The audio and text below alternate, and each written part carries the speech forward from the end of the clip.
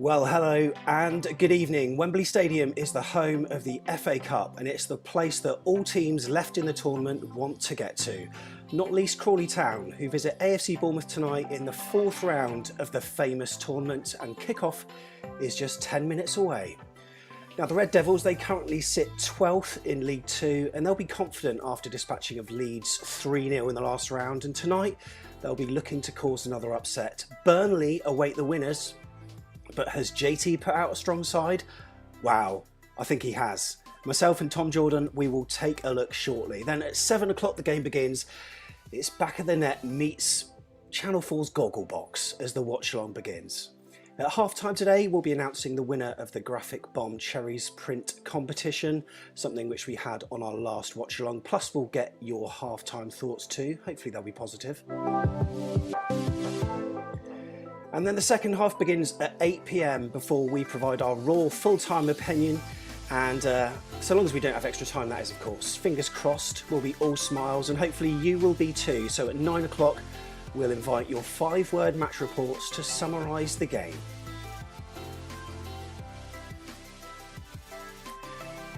So, what's a watch-along? Well, we describe the game, we create an atmosphere and we talk you through what's going on. Yes, of course, you can watch on BT Sport or listen on the radio, but myself and Tom Jordan, you can interact with us during the game by leaving a message on chat. We cannot wait.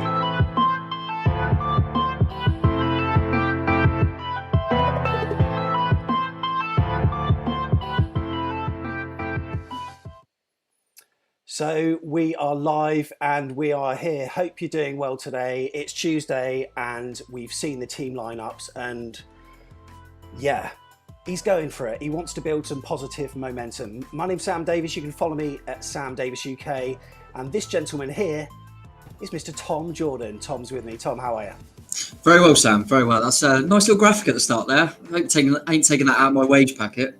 Mate, we've got to do things professionally, haven't we? Absolutely. And JT's doing things professionally as well, mate. I mean, his team lineup here, take a look at that bad boy. What are you thinking from what you're seeing there? Yeah, stronger than I expected. Really, obviously, the first thing I noticed was Jack Wilshere's name. Brilliant.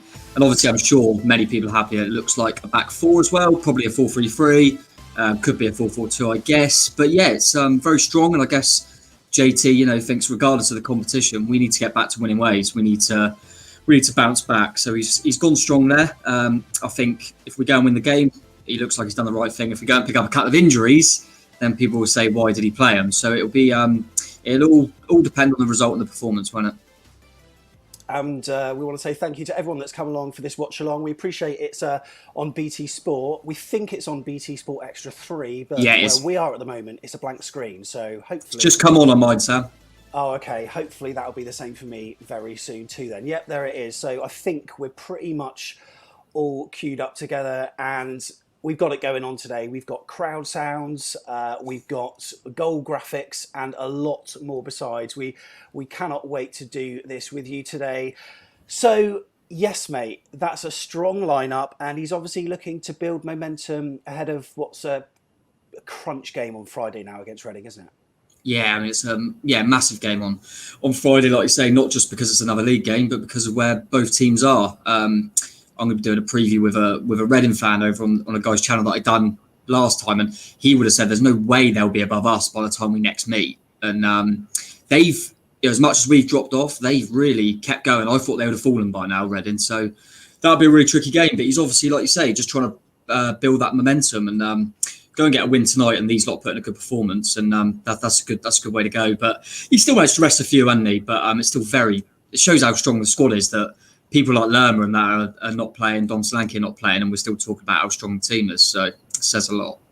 It does. Now, sorry if I've got any food around my mouth because I had a quick dinner. I've still got my dinner next to me, so I might even be eating during the show, having a drink. Hopefully you can join us with a drink and get your chats in on the live chat on Facebook, Twitter, however you're watching, even on Twitch. We'll take a look at the Crawley lineup there, mate. Mark Wright, he's on the bench. He's obviously everyone looks at him first, but what do you make of that lineup?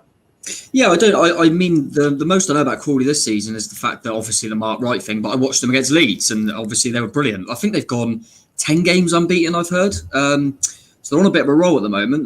They're doing well, so they're full of confidence. So it won't be a walkover, that's for sure. And I think a good bright start and an early goal will settle things down for us. Obviously, Sam Matthews is there, who was obviously a young lad come through our youth ranks. So it's good to see him playing in the Football League. And I know that centre half, the one with the long name, Adebayo. I only know him because he's on my Football Manager team. Really? He's pretty good for me, mate. He's solid, good in the air. So, but yeah, I don't know an awful lot about them, mate. But they're on a 10-game unbeaten run, so they can't be mugs. Do you know what I mean? So let's see what some of the comments say. We've got AFC Bournemouth Germany in the house. Who's saying, "Let's go Bournemouth. Won't be an easy game. Can't underestimate them." Come on, boys, says Ethan. Hello, mate. You are a legend. What's your predictions for day? We'd love you to let us know. 3-1. That's what AFC Bournemouth Germany going. AFCB John, he's going for a cheeky 1-0. 4-0 there. I mean, wow. John says it's going to be a tough game. They put 3 past Leeds, remember? Yeah, good point. Hi, Emma. Hope you're well. Really appreciate you leaving all the positive comments on our videos, especially Craig's as well. Thanks. You're an absolute star. She's going for 2-1, as is Cameron. Daniel in Florida, he's at 1-0. Charlie Edwards, he's on. Hi, mate. Hope you're well. Mark Cole's going for 2-0. Heather is on the 2-1. AFC Bournemouth Germany goals for Wilshere, Danjuma and King. Need a good cup run, says Robin Guy. And also Kirk's here as well. Hello, mate. Up the Cherries. We got John, nervous to see Kelly playing. Jeff, hello. Podcast chairman Jeff Hayward's here with us as well. Boss. Great interview, by the way, with Eddie Mitchell. Did you see it, Tom? Oh, yeah. Brilliant, wasn't it? Really interesting. Really good watch, yeah. Thought, Jeff and Neil were superb as always. Yeah, absolutely. Also, we've got Morgan Scott, who's here. He was on with me earlier today, actually, and had a surprise phone call from Steve Kirk. Cheers, Morgan. Hello, mate. 3-1, said Kirk. Rich said 3-0. Jeff's going for pens, so that might be a late finish for us tonight, Tom. You don't want to be doing that again, eh? Oh, no, Jeff. I mean, it could be anything tonight, I think. It's a cup game, isn't it? It could be a really tight, nervy one where they come out, or we could just, with the quality we've got, absolutely tear them apart. I really don't know. I'm quite looking forward to it, actually. What do you make of the fact that for this match, Tom, Bournemouth put their team lineup in a straight line, no formations, none of that? Do you think it's just a special thing for the FA Cup, or do you reckon they're doing it to maybe outfox the opponents? I think we'll find out Friday in terms of if it's obviously a cup thing or just happens to be a new graphic, but it might also be that they don't want to actually put out the layout of the formation. I mean, sometimes they get it wrong anyway, don't they? Just put it out as you were. So, yeah, it might just be a little change that they've decided to do. I mean, it looked quite nice. But first time we go to a 4 at the back that everyone wants to see and they don't show it. So, it was interesting. Chris Edwards is coming with, honestly, he's so observational. So 38th minute, make sure my dinner's finished. I've still got a way to go, so I will be ploughing my way through it. But I have to get it done by the time you have to pop off, Tom, for your usual 38th minute break. The Best Football Moments is here saying 3-1. Dom says, why are we playing our whole starting team? And you know what? It's a good point he makes. Why are we, Tom? Are we maybe paying them the respect that maybe Eddie perhaps didn't, he didn't exactly do that to his opponents, and look how seriously we took the cup? Or is it, do you think, more towards building that positive momentum for the league match on Friday? I think it's a bit of both. I think we were quick to kind of say that we would have wished we could have gone stronger a few times under Eddie in the cup. So, let's look at it as a good thing. But I equally think it's because of our run at the moment. I think if we had won the last couple of games, I think it would have been a lot weaker tonight. I think Jason's just thinking it's the next game and we need to get back the winning ways. That's all I think it is. Say it's our strongest team. Obviously, we have still chosen to leave out Dom Solanke. But obviously, when you got Josh King there, then why not? And Lerma as well. So there are a few, but like I say, it is really strong. I'm surprised that he's gone with Begovic as well. I thought Will Dennis might get another opportunity, but it's a strong team. So I'm expecting a bit more. I thought 2-1, but I'd probably change that to 3 or 4 now. Interesting. Okay, Lucy says, bring on Mark Wright. Yeah, I think everyone's wondering how he's going to do. Tristan, hello, mate, 3-1. Josh is really glad the team sheet looks like we want to go on a cup run. If you were Crawley, Tom, and you're looking at that, what on earth are you thinking? Yeah, I think I saw a few of their fans getting a bit wary about our team, but they'll know that they played a strong Leeds team. Do you know what I mean? And absolutely torn them apart. So they'll be looking at it. There's no fear for them. It's a free hit, isn't it? You know, they're expected to go out, but they were against Leeds. I mean, they didn't just beat Leeds. Remember, they actually battered Leeds. And so they're no, like I say, when you're on a 10-game unbeaten run, you're just full of confidence. And you know, us at the start of the season where we weren't even playing well and we just didn't look like we could lose. And that's probably what they feel like at the moment. So I think they'll be confident. They'll probably be happy that they've got an opportunity to play against a strong team. But it's clear that Jason wants to win this one. Okay, so the teams are just about to come out onto the pitch. And if you're John Yems and Lee Bradbury, two members of staff who, let's say, left the club under a little bit of a cloud, not maybe leaving in the way they want, do you think there's extra need for them to win tonight? I mean, there's extra motivation to get one over their old employers? Yeah, they might feel like that. And equally, Jason might feel the same, hence their line-up. Really want to beat them. I don't think there's much love lost there. But having said that, I always quite like Bradbury. I always felt he done okay. He was a decent player for us, stuff like that. So, and there's, like I say, I mentioned that Sam Matthews is out there as well. He'll want a point to prove. He come through the youth ranks here and didn't quite make the cut. So he'll like to come in and say, you know, maybe I should have been given more of an opportunity. But yeah, that might add a little bit more to the game, which will be good, because I saw that Yem certainly said a few things that he wasn't too happy with us. So that'll add a bit of spice to it. Yeah, it certainly will. I'm making sure that I've got the version of this queued up with you, because I've got a feeling, Tom, you're probably slightly ahead on BT Sport, but we will find out when the clock gets running. They're just showing the teams at the moment, and it looks a very kind of windswept, rainy Dean Court. One of those kind of like evenings of like fine rain, but that kind of fine rain that really gets you soaking wet. Yeah, it does. It does a bit. I still wish I was in there, mate. Still wish we were in there. But just showing the Crawley team now, so they're all ready and out there. But it does look a bit cold out there, doesn't it? But to be fair, it is freezing today. But absolutely does. Yeah, it's a good football match, mate. Good football weather, that. So this is the Watchalong. If you've never watched one before, it's us watching along. At some point, we hope to have it whereby people can take part on screen, but it does turn into a bit of a logistical nightmare when we're all watching matches via the internet, some watching on TV. So we got to make sure our goal celebrations happen at the same time. And at the moment, I'm a little bit concerned that Tom might be celebrating a bit before me, because I'm looking at John Yems just now, who has come out and he's just shook Purchase's hand.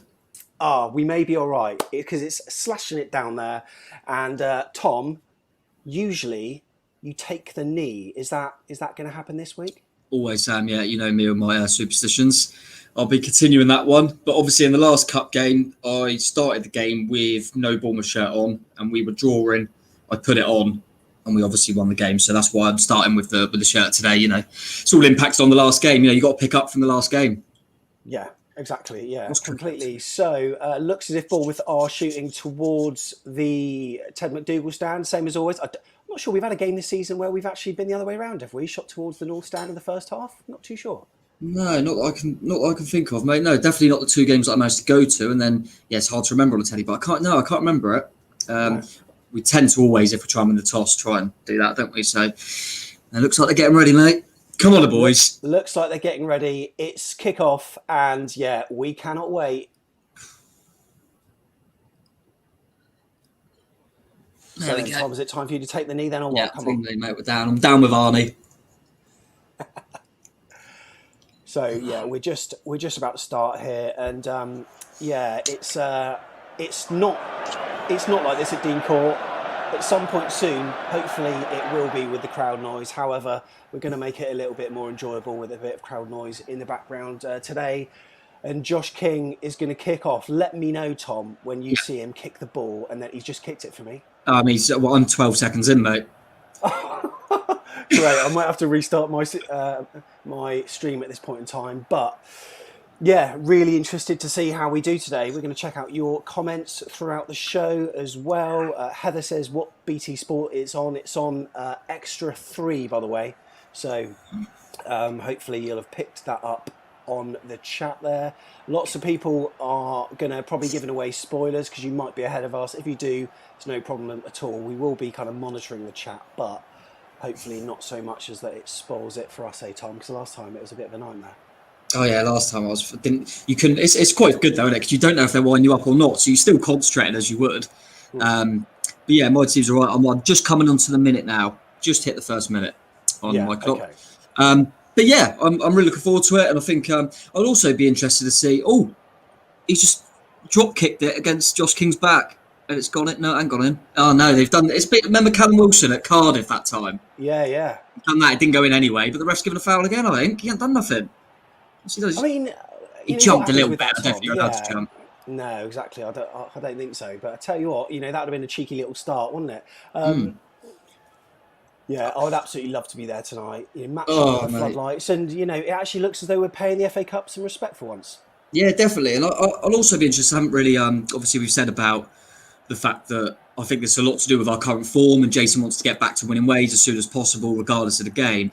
I'll also be interested to see if people like your offer-bores, Jack Simpson, Kilkenny, a few of them. I wonder if they're also potentially, it's the transfer window, and whether they're lining them up to go out on loan and things like that, and that's why they're maybe not being involved as well. Might be another reason. Certainly Offerbore and Jack Simpson look like two that are out of contract and could be going elsewhere. But people like Kilkenny, you might be looking at people like that and think, should I try and get you more football in the lower leagues potentially? But yeah, it'd be interesting to see. I mean, we've got a few days left of the window, haven't we? So Conrath, yeah, he's given that. Excellent. So I'm just I'd like to see. Looking forward to seeing where Jack ends up. So obviously we've got looks like we've got the three in there: Billin, Lewis Cook, and Jack Wilshere. But be interested to see if he's more advanced. If he's got the ball now actually on the edge. He looks like he's a bit more advanced. But look at him! What a player, Rico. Come on, Billy. Cleared it. But yeah, and I think it'll also be key for Rico and Stacey. I want to see them getting forward more. I think we've lacked that a lot lately. A lot of people have said, which I can't argue with, that Smithy in particular struggled lately. Good opportunity for Rico and Stacey to have good games and keep Smithy out, really. Yeah, that's right. Rico's his form has been very up and down of late, hasn't it?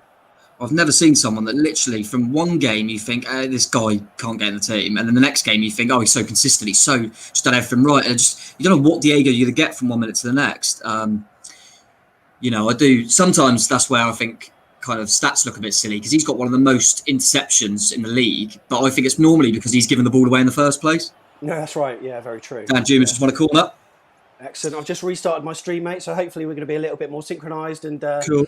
Yeah, I think you're about a few seconds in front of me. Can you pause at your end or not? Yeah, no, did we try this last time? It wouldn't let me, did it? Don't worry if you can't, mate. Don't worry. We'll just have to. We'll just have to plough through it. If you're watching this, by the way, we'd really appreciate a like on YouTube if you're watching it. We don't really like doing all those like targets, but we're aiming for 100 in this video if we can. Just hit the thumbs up, and hopefully that shows your appreciation of what we're doing. Right, corner of Bournemouth then, in front of the Ted Mack. It's finished, mate. It's gone over the bar. I'm going to have to get BT Sport up on my phone by the looks of it, mate, I think. I'm on 4:15. Yeah, okay. You're about you're a few seconds in front of me, so it's not. It'll be easier to sync it at half time maybe if I get rid and load it back up. But yeah, it's annoying. I can't seem to pause it on my phone. I remember we had that trouble last time, but yeah, no problem at all. Yeah, I've seen a few people say in the chat about Matt Ritchie as well. That'd be an interesting one, wouldn't it? If we got him back. Well, do you think it can happen? Because there were rumours of this before, weren't there? Yeah, and it seemed like it was because of the wages that we couldn't get him. Well, I can't see how that has changed in a few months. Do you know what I mean? But it's certainly a position where since he's gone to Newcastle, he's developed into that kind of left wing back, hasn't he? Yeah. And that's a position where we played Smithy there, like we just said. Rico hasn't been that consistent, so certainly a position we could do with. We know he's got great ball in him as well, and he can play in a few positions. I mean, I think he'd be a great acquisition. To be honest, he's always been class in the Championship, but it's whether it can get done. I'm not sure. Right. Arnie here. Go on, Arnie. But Arnie, would be good to get an hour at least out of Arnie because he's only just come back anyway in the last game and he didn't really get involved. So hope he comes through all right. I think JT's using this as a chance for him to get him fit, obviously, isn't he? Yeah, definitely. I think we'll see Wilshere and Arnie in particular. I think will play for about an hour. And then I think we'll see, depending on how the game's going, which players would come on. But he's probably ideally then he would maybe get Lerma on for Wilshere and get someone like Riquelme on for Danjuma. But he's obviously hoping that we can get the job done. And I mean, it's all us here. I mean, no unbelievable chances, but the ball's barely been in our half, has it? Did you see much of the Crawley v Leeds game? Yeah, I watched all the game actually. It really surprised. I mean, I was buzzing at the time because I can't stand Leeds, but I mean, Crawley were brilliant, but Leeds were absolutely dog, weren't they? Yeah. Leeds were shocking. I think they're a pretty strong team, but I think it was their centre halves were quite young, and they really struggled. But fair play to Crawley. They've done their own work and really got on well. They surprised me. And even when they scored, I thought Leeds would get a goal in a minute, and they just kept going. And they're full of energy. It'll be interesting to see if they kind of tire in this game or not. Because at the moment it seems like they're almost allowing us to have the ball, and they're sitting quite deep. Well, though, are they doing what a lot of teams have done, almost soaking up the pressure and then countering when it counts? Yeah, no, exactly. I think if I was an opposition, I'd been watching Bournemouth, you'd think you don't really want to go at Bournemouth. You want to just sit back and make it nasty for them. Bournemouth have struggled with that. A late shot, save. Arnie with a snapshot there on the edge of the box. Yeah. I think it was Arnie. But yeah, it's definitely a way to go. There's no. I actually think Friday will be interesting because I remember when we played Reading last time, they almost had a go at us too much, and we ended up just catching them out in the second half, didn't we, and getting 4. So it'd be interesting to see if they change their approach, because I always prefer teams that try and play against us because we can pick them off then. I'm trying not to commentate too much, Sam, because you're a bit behind, aren't you? Yeah, no, it's all right, mate. I mean, it's needed for the people at home, but Crawley, for me at the moment at least, they're looking like they're on the attack, and they got a bit of possession in our half, but Billing is just intercepted, and there's a player, Tom, that is a bit of a mystery, especially of late. I mean, what on earth was that about last week? Because it seemed to be that there was some kind of issue, and both him and JT were trying to paper over the cracks, but they were papering over different cracks. One was coming out with one story, then there was another one coming out with something else, and Billing's explanation was some of the worst PR that I've ever seen in my life. What did you make of it? I mean, he didn't explain anything, did he? That's a foul, ref. He didn't explain. Oh, he's got it here. It was really odd because, like you say, it all started because obviously we said he was injured, and then he went, "Oh, I didn't know I was injured" or whatever, and then he's kind of gone, "Oh, sorry for the misunderstanding," but didn't say that he was injured or wasn't. I didn't have a clue what was going on, but I still think he's potentially someone that if we get the right offer for him, we would let him go. Personally, I think he's someone that wanted to go at the start of the season, and didn't happen for him. But interesting that he's playing tonight. But to be fair to Billing and to King, regardless of their form, I don't think I've seen players that when they have played haven't been putting an effort in. Do you know what I mean? Yeah. So I don't care if they still go, so they put a shift in for us. And that was Billing. You're going to see that in a minute. Right, here we go. Oh, mate, this is so annoying. Last time we had it spot on. Yeah, we did, didn't we? I'll tell you what. That was unlucky. Was that a good save by the keeper or what? I didn't know if it was a good save off the post. Yeah, so the corner came in from the corner of the Ted Mack and the main stand, and Billing sort of ran towards the front post. It wasn't that powerful a header, but it looks as if it tested the keeper. It could have either hit the post or the keeper scrambled across to clear it. But I think it will count as an effort on goal at least, anyway. And decent start for AFC Bournemouth, I've got to say. They seem to be mentally on it. Yeah, hit the post, Sam. I've just managed to see the replay's just been shown there, and it did hit the post. It was a good header actually from Billy. He was unlucky there. Good to see him get I'll tell you what. Yeah, it was now. And he's getting done. You tell me, mate, because I've been busy working today. Graham Jones, has he now gone? Because it sounds like he has. No, I mean, hasn't been confirmed, but like you say, he's not there. So I assume he's gone there or speaking with we've given him permission to speak. So I guess it's a matter of time. I think Sean Cooper's in his role tonight, what I heard. So don't know if that's just temporary, but he's in the role tonight. I mean, yes, it's a really weird one, isn't it? Because he's just walked in the door. We haven't even, as fans, really don't even know him. And now he's going to go again. But I hear he's obviously a Crawley in it. Oh, good save as well. Oh, no, they're in. Oh, good block. Rid of it. Yeah, you'll see this in a minute. I think it's a weird one. I can't. There's some fans that aren't kind of fans of Graham Jones, just kind of Luton fans and things like that. But to what he's done, it's all been behind the scenes for us, hasn't it? Especially not even being able to go to the ground. So he sounds like he's a Newcastle fan and all that stuff. So all the best to him if he does go there. But be interested to see if he, as we expect, he goes. If we notice any differences, because I know that everywhere he's gone seems to be a kind of three at the back, play from the back kind of system. But I still refuse to believe that Jason Tyndall's going, what do you think, Graham? And just doing what he does. Do you know, he's still the manager. So I still think it's a bit of both. But yeah, it'd be interesting to see. Right, okay, 24 hours. Yeah, that makes sense. Good save from Asmir there, Sam. I just saw the replay there. Yeah, it was. The angle always favoured him. So Crawley entered the right apex of the penalty area, but he bared down on goal, but the angle was getting tighter and tighter. And it was a good save, a strong save, but he could only really put it out as far as Steve Cook on the penalty spot, who scrambled it clear. So that's been Crawley's one isolated chance. But apart from that, it's been all us. And what I'm really intrigued to see today is if we can have this kind of possession, but actually try to get in behind them, because so many times we seem to be playing in front of these lines of defenders and midfielders, and we just haven't been able to break them through. Derby, other clubs have provided a masterclass in terms of that. So we really need to find another way, and hopefully this is going to be the match where it happens. And we'll get the cogs oiled, and then hopefully do the business against the Biscuit Men on Friday. Arnie's in. Go on, Ollie. Oh, it's Billy. Yeah, no, I agree. And we need to get Lewis is dropping deep, try and pick up the ball as he does really well. Stupid foul, Lloyd. And yeah, we've got Jack Wilshere in there, haven't we? So an extra bit of creativity, so that'll be interesting. But I can't believe how far up Diego's been. So I keep seeing him on the edge of their box. And I think he's not even wing back today, he's full back. He's certainly getting forward. But the intensity and the tempo seems quicker. And that's what I've been saying a lot lately in terms of, I understand people's frustrations with different systems, but for me, if you implement things in the right way and you go with that quick tempo, it doesn't really matter. And I just think we've been too slow and predictable of late. We've started this game on the front foot, and that is pleasing to see. Anyway, Diego there, yeah, Billy's got it.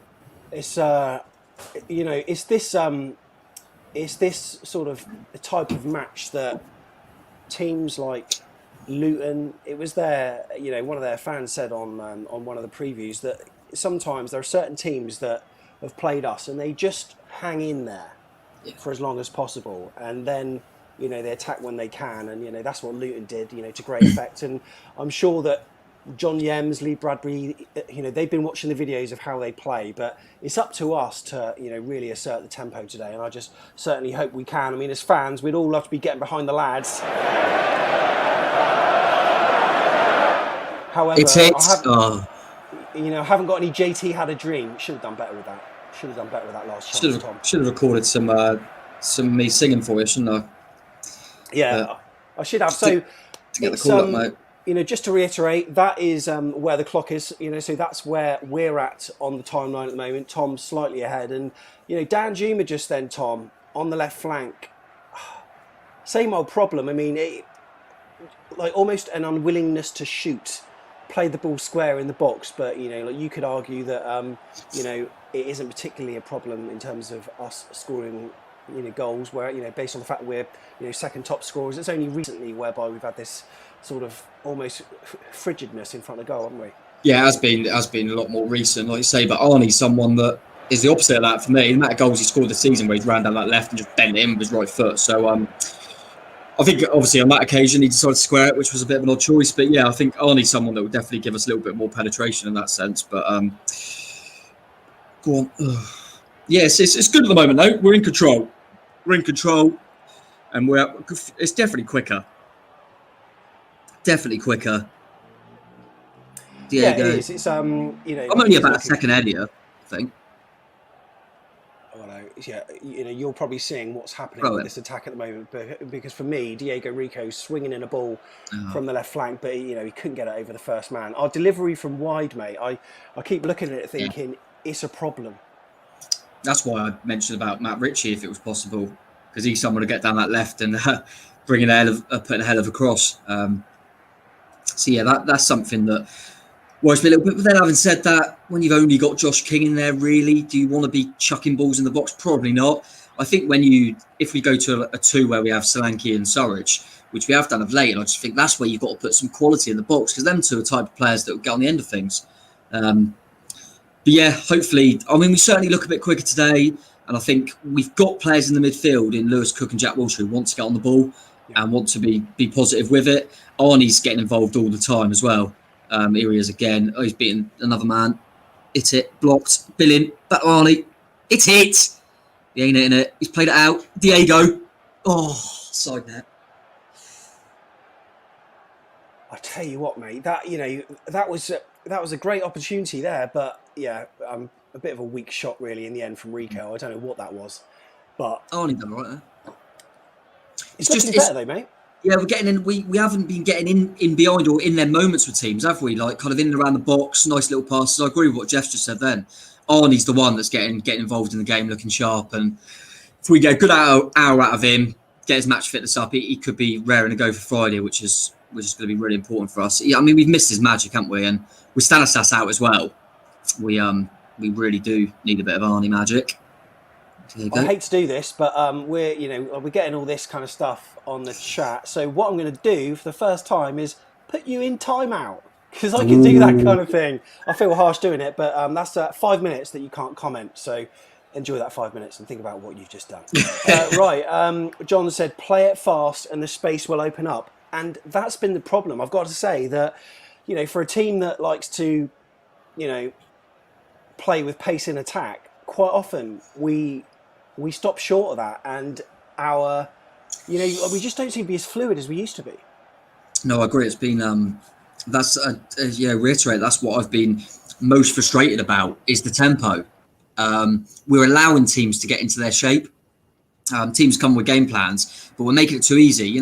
We're one of the big boys in this league. So if the emphasis is on us to take the game to teams, teams are going to go on then. But they just sat there and letting us kind of pass it around at the back and things like that. And we need to up the tempo. We need to up the urgency. And we've done that so far. We're doing that so far in this game anyway. But Crawley got a little free kick now. They're going to dink into the box, I believe. They have dinked it in. They've won the first header, but we've dealt with it. Oh, no, we haven't. Yeah, we have. No, we haven't. Yeah, we have. No, right, maybe not. So, it's probably not the conversation to have now that we're in the Championship. But if we were in, say, League One, League Two, and then some reality TV star joins our side, what on earth are you thinking as a supporter? Because I was looking at some of the comments from Crawley fans on social media, and they were like, WTF, what the hell's going on? Well, I mean, that's the equivalent of us like 10 years ago getting, nasty Nick from like Big Brother or something playing up front for us. I mean, it's bizarre, isn't it? I mean, yeah, it's strange. I mean, it's certainly got Crawley on the map, so to speak. If it's a publicity stunt. But then, having said that, I have heard that he's played kind of at professional academies and things like that. So he's probably a half-decent player. But I think what's weirder is he's not a young lad. He's in his 30s. Do you know what I mean? So it seems a bit odd. But yeah, he's obviously... I mean, the players have gone off here, Sam. What's happened? Yeah, so basically, it looks like one of the players went up for a header, but he actually managed to contact the back of Jack Stacey's head, and there's blood everywhere, which... if it was the ref the other week, I'm sure he'd be off. But if it was Lerma going up for it, they'd probably send him off. I think when we done I'm just watching it. Oh no, I'm just watching the header from Billing. Yeah, I think when we done the podcast after the one where Lerma got sent off, I think it was Jeff said that if that was someone else, it was almost Jeff's reputation, and I think that's probably the case. But he's all right. Get up. Yeah, so they just replayed that header about 10 seconds ago from Philip Billing, and it wasn't the most powerful of headers, but it was well placed. I mean, it hit the post. The keeper would have probably had it covered had it just been a few centimetres to the left. However, we've definitely had the better chances. But how long can we keep having these conversations?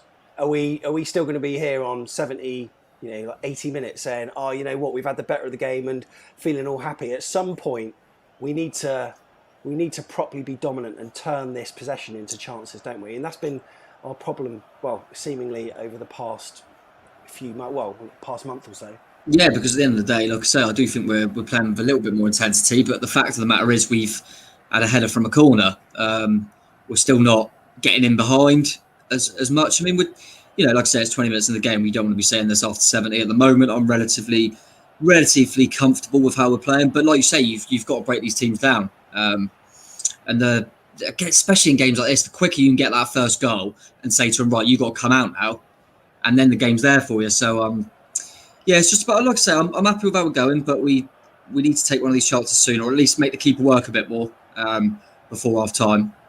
Diego's just gone on the left now. He's coming down his left a lot. Diego and Arnie. Diego, go on, whip one in then. Brooksy's coming in. Go on, Brooksy. Have a go, man. But I want to see, Dan Juma and Rico have a bit more like synergy really together, kind of like your Pugh and your Daniels, because both those two, they've got talent. I mean, Rico has got a wand of a left foot, but during this perhaps not his first season, but his second season, we saw that, and he took the set pieces. Of course we've seen the free kick earlier in the season from him, but I feel as though he should really be delivering more. Yeah, no, I agree. When you've got a left foot like that, he's sometimes he almost puts it in without much thought, I think. Gets frustrated and stuff like that. But it surprised me in this game that we've gone a lot down that left-hand side. Considering we've got Stacey and Brooks, they haven't really been in it on that right-hand side. I thought that would be our kind of go-to, but we're still all down this left at the moment from us. But yeah, we haven't really got Brooksy and Stacey in the game as much as I'd like. That's a good ball there from Diego. Kingy dropping deep into the holes. Here we go, down the right-hand side, right on cue. Go on then. It's just breaking down in that final third at the moment. And then they just put one ball over the top and then they're nearly in. That's fine. You know what? I just wish we had a few songs that we could play, mate. But I was just thinking, whilst we've got the crowd sound in the background, let's have a listen in. I mean, yes, it's like a fairly generic sound, but speaking of fans being back to deep, yeah, I think there was a little bit of it. But I'll tell you what, I am a bit concerned about, when we're all back and the songs that we're going to be singing. Given that most of them were geared around Eddie. I mean, obviously, you went to the Wycombe game, you went to the Huddersfield game. What was that like? What were people singing? Yeah, pretty much every song barring the ones of Eddie. And I think there was, Jason Tindall's Barmy Army, just changed it to that. But yeah, just there was more on individual players and things like that. And obviously the Ali Ali-O and all that stuff. But obviously it was only 1,000 for one game and 2,000 for the other, wasn't it? So wasn't hopefully what we'll get back to next season. But 3-1 West Ham, I see. Cheers, Daniel, for the updates there.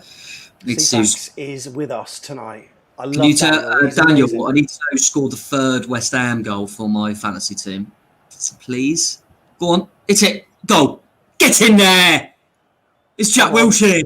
Oh, no, it's not. Come on. Oh, get in. What a goal that was. Absolutely superb. Oh, my goodness, mate. Super Jack. You're absolutely loving that. Come on. Oh, scored what he wants. Mate, that was a beautiful bit of football. Great finish, mate. Superb finish. Oh, I love it. That's what we wanted. That would have been the ideal, wouldn't it? Jack Wilshere first goal. I'll tell you what, was that a bit of combination play or what? So Dan Juma running towards the penalty box, played it to his right to Josh King, who sort of pirouetted and just took a touch, just killed the motion of the ball on for Jack Wilshere, who just hit it first time with his left foot, almost his instep of the foot, beyond the stretching arms of the goalkeeper, dive into his left. It went in the right part of the goal as we watched it, and what a cracking goal. What a cracking goal. Oh, I'm well happy with that. Get in. Absolutely beautiful. Oh, so pleased for Jack as well. Perfect. That's what he wanted. What are we, 24 minutes in? Jack Wilshere, love it. Dave Rose, goal. Goal. Chris Hubble, goal. Davison, yes. John Spark, brilliant. Jack, Cherry signs. Ethan, superb. Wilshere, Jack said Jeff. God, this is hard to say. The best football moment. You're back with it. Welcome back. Wilshere, big up Jack. Cameron said yes. Finally got his first Cherries goals. He predicted it. So Germany. So what we after now, is it Josh King and Dan Juma for our second and third maybe? Super Jack said Tristan. Amazing stuff. Get in, said Chris. Sat in the car watching Long. Whereabouts in the world are you watching from? Let us know whereabouts you are geographically. You sat in any car? Are you out for your walk? Let us know whereabouts you are and we'll flash the messages on screen. As John said, tasty king flick there, and mate, that was a really good goal. And you know, at Arsenal, he always was part of these classy moves, scored classy goals himself, and parts of that was Arsenal-esque. Not now, but you know, back in the day. Yeah, back in the day, it was nice fluid football, neat touches and stuff like that. Yeah, really, really nice goal. And chuff for Jack. I mean, it was always. Now you can look at it and say it was always going to happen. Like, he went so long without scoring for us, and then his first game back, and he gets on the score sheet, absolutely buzzing for him, doing the world of good that. And yeah, oh, you're joking. West Ham goal was Dawson. He's my sub defender, so I've decided not to play him tonight. I thought I won't play him because, you know, I don't know. I can't remember who I played instead now. I played Dallas at Leeds instead. Left Dawson on the bench, and he's popped out of a goal. Right, cheers, so anyway, lads. This is where people are tonight. Daniel's in the USA, Jacob's in Poole. Same here, mate. Will is in Ipswich. Wayne in Poole. He's sat next to his dog. Sydney. Also, who else we got? Someone said Southampton here. Who was that? Oh, yeah, John. And I'm sure I saw Southampton somewhere. If you have, just give him a time out. Yeah, I'll time him out. Paisley. We got Canada here. Hello, welcome to Back of the Net. Yeah, Pete East is in Southampton. Unlucky, mate. Sorry about that. Who else have we got? John, of course, Manchester. No idea who that is. Someone said on chat, Sam, you look like Bernard O'Mahony tonight. Oh, I want to have a look at that. So, some people say Mick Dundee. It's the awful hair. But, you know, there's not a lot you can do. I think I'm going to have to do my lockdown hair at some point soon. Sky Blue Jim is in Devon. Charlie Penzance. Brilliant to see where everyone's from. And Heather, you're 6 miles from Crawley. So, yeah, interesting stuff. Up the Cherries, said Colin. What should we say, Sam? How many likes for us both to shave our head then? Mate, are we doing this? I'll do it. Are we doing this? I'm nearly there anyway, mate. I'll keep mine short anyway. And, you know, how many likes for us to shave our heads then? I'll do it. How many are we on? Have you got like an update thing? I'll have a look in a second. Yeah, cool. They've just made a sub, by the way. If someone's on YouTube, can you tell us how many likes there are? Because we're looking to get 100. And, yeah. Mate. They've just made a sub, Sam. That's Josh Wright's come on. He's the one that's related to Mark, isn't he? Yes. Ah, right. Yes, that's it. He's just come on, so... obviously got a bit of a knot there. Oh, fine. Goal kick. Happy days.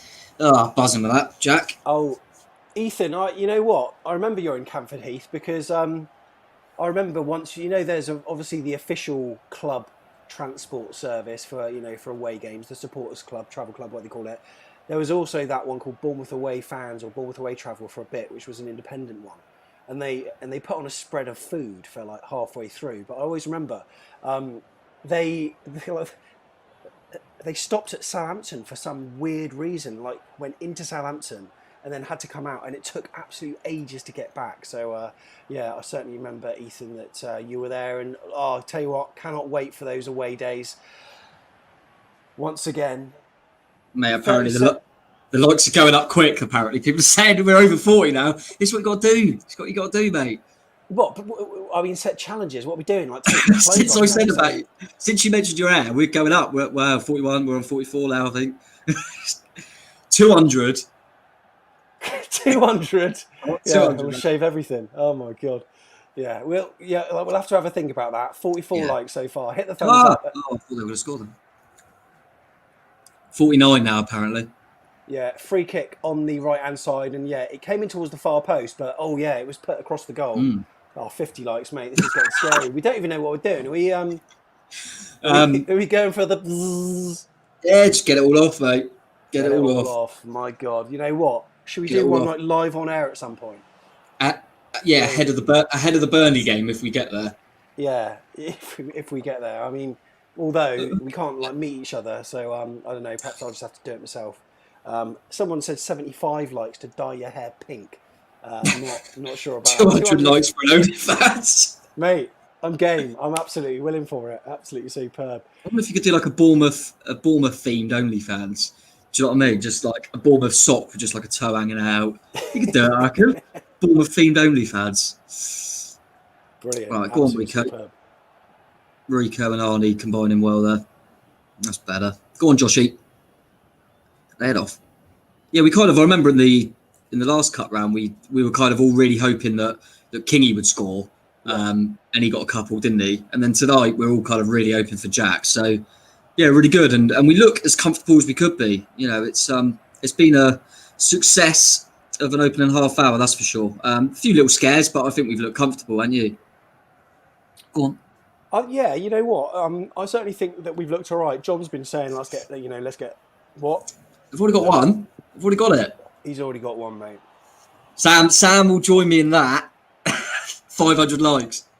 They'll probably change the design of the crest knowing me. That's my kind of luck. Mm. Yeah, not even. Right, here we are on the right-hand side then. So we are 31 minutes in. The match is on BT Sport Extra 3. If you haven't got access to that feed and you're just watching us, thank you for joining us. This is Back of the Net. Give this video a like and also a subscribe. It was an attempted shot from Josh King there, but pretty weak. And but Bournemouth seem to be closing down every time Crawley have the ball, mate. I think we're looking good. Yeah, looking pretty comfortable, mate. It's good. Just got to keep our wits about us and keep going about it in a professional manner. And I think it's one of them. I think if we get remember the Oldham game, we finally got the goal and then they went and equalised. I think we could just get that. I mean, if we get a second before half time, mate, it could be any scoreline. Is Jack running the show? Well done, boy. Go on then. Better get a bit more down this right hand side. Get Brooksy in the game. Here he goes. King. Brooksy. Oh, he smashed over. Smashed it over. What do you make of David Brooks so far? Because he's, a lot of fans have been. I mean, that shot there was, not wild. Quite, Jefferson Lerma, Kevin Wilkins, electrical contractors level. Because every shot that Lerma has in front of that stand seems to hit the billboard at the top. But yeah, that one probably went into that row M of the Ted McDougall. But his form has been a little bit shaky of late, hasn't it? Yeah, I don't know. So I think I've said it a few times. I do feel like he plays like he's carrying a burden a lot of the time. Like he thinks I'm the man that's got to make something happen. I'm I'm one of the best players in this league. I've got to do something. Almost like he's putting this pressure on himself. I feel like sometimes he does too much, and you think, just do the simple thing, beat a man and let it off. But he seems to be overplaying it sometimes. But Brooks is a class player, and I think got to remember how much time he's had out as well, and it's good to have him back. And I think he's just hopefully can play himself into some form, because you got a fit and fire in David Brooks. You've got a hell of a player in this league. So, but yeah, it's just not quite happened for him at the moment. But then it hasn't really happened for the team, has it? To be fair, and it's just been a bad spell for him, and it's coincided with a bad spell for us, which makes sense really, because if he's playing well, we probably would be. Now, the risk of these types of games, mate, is teams in League One, League Two, whatever, they're always a bit more physical, don't give you as much time on the ball, and there's a risk of injury, but obviously something that JT's not really fussed about. Or do you anticipate a number of changes on around 60 minutes or so?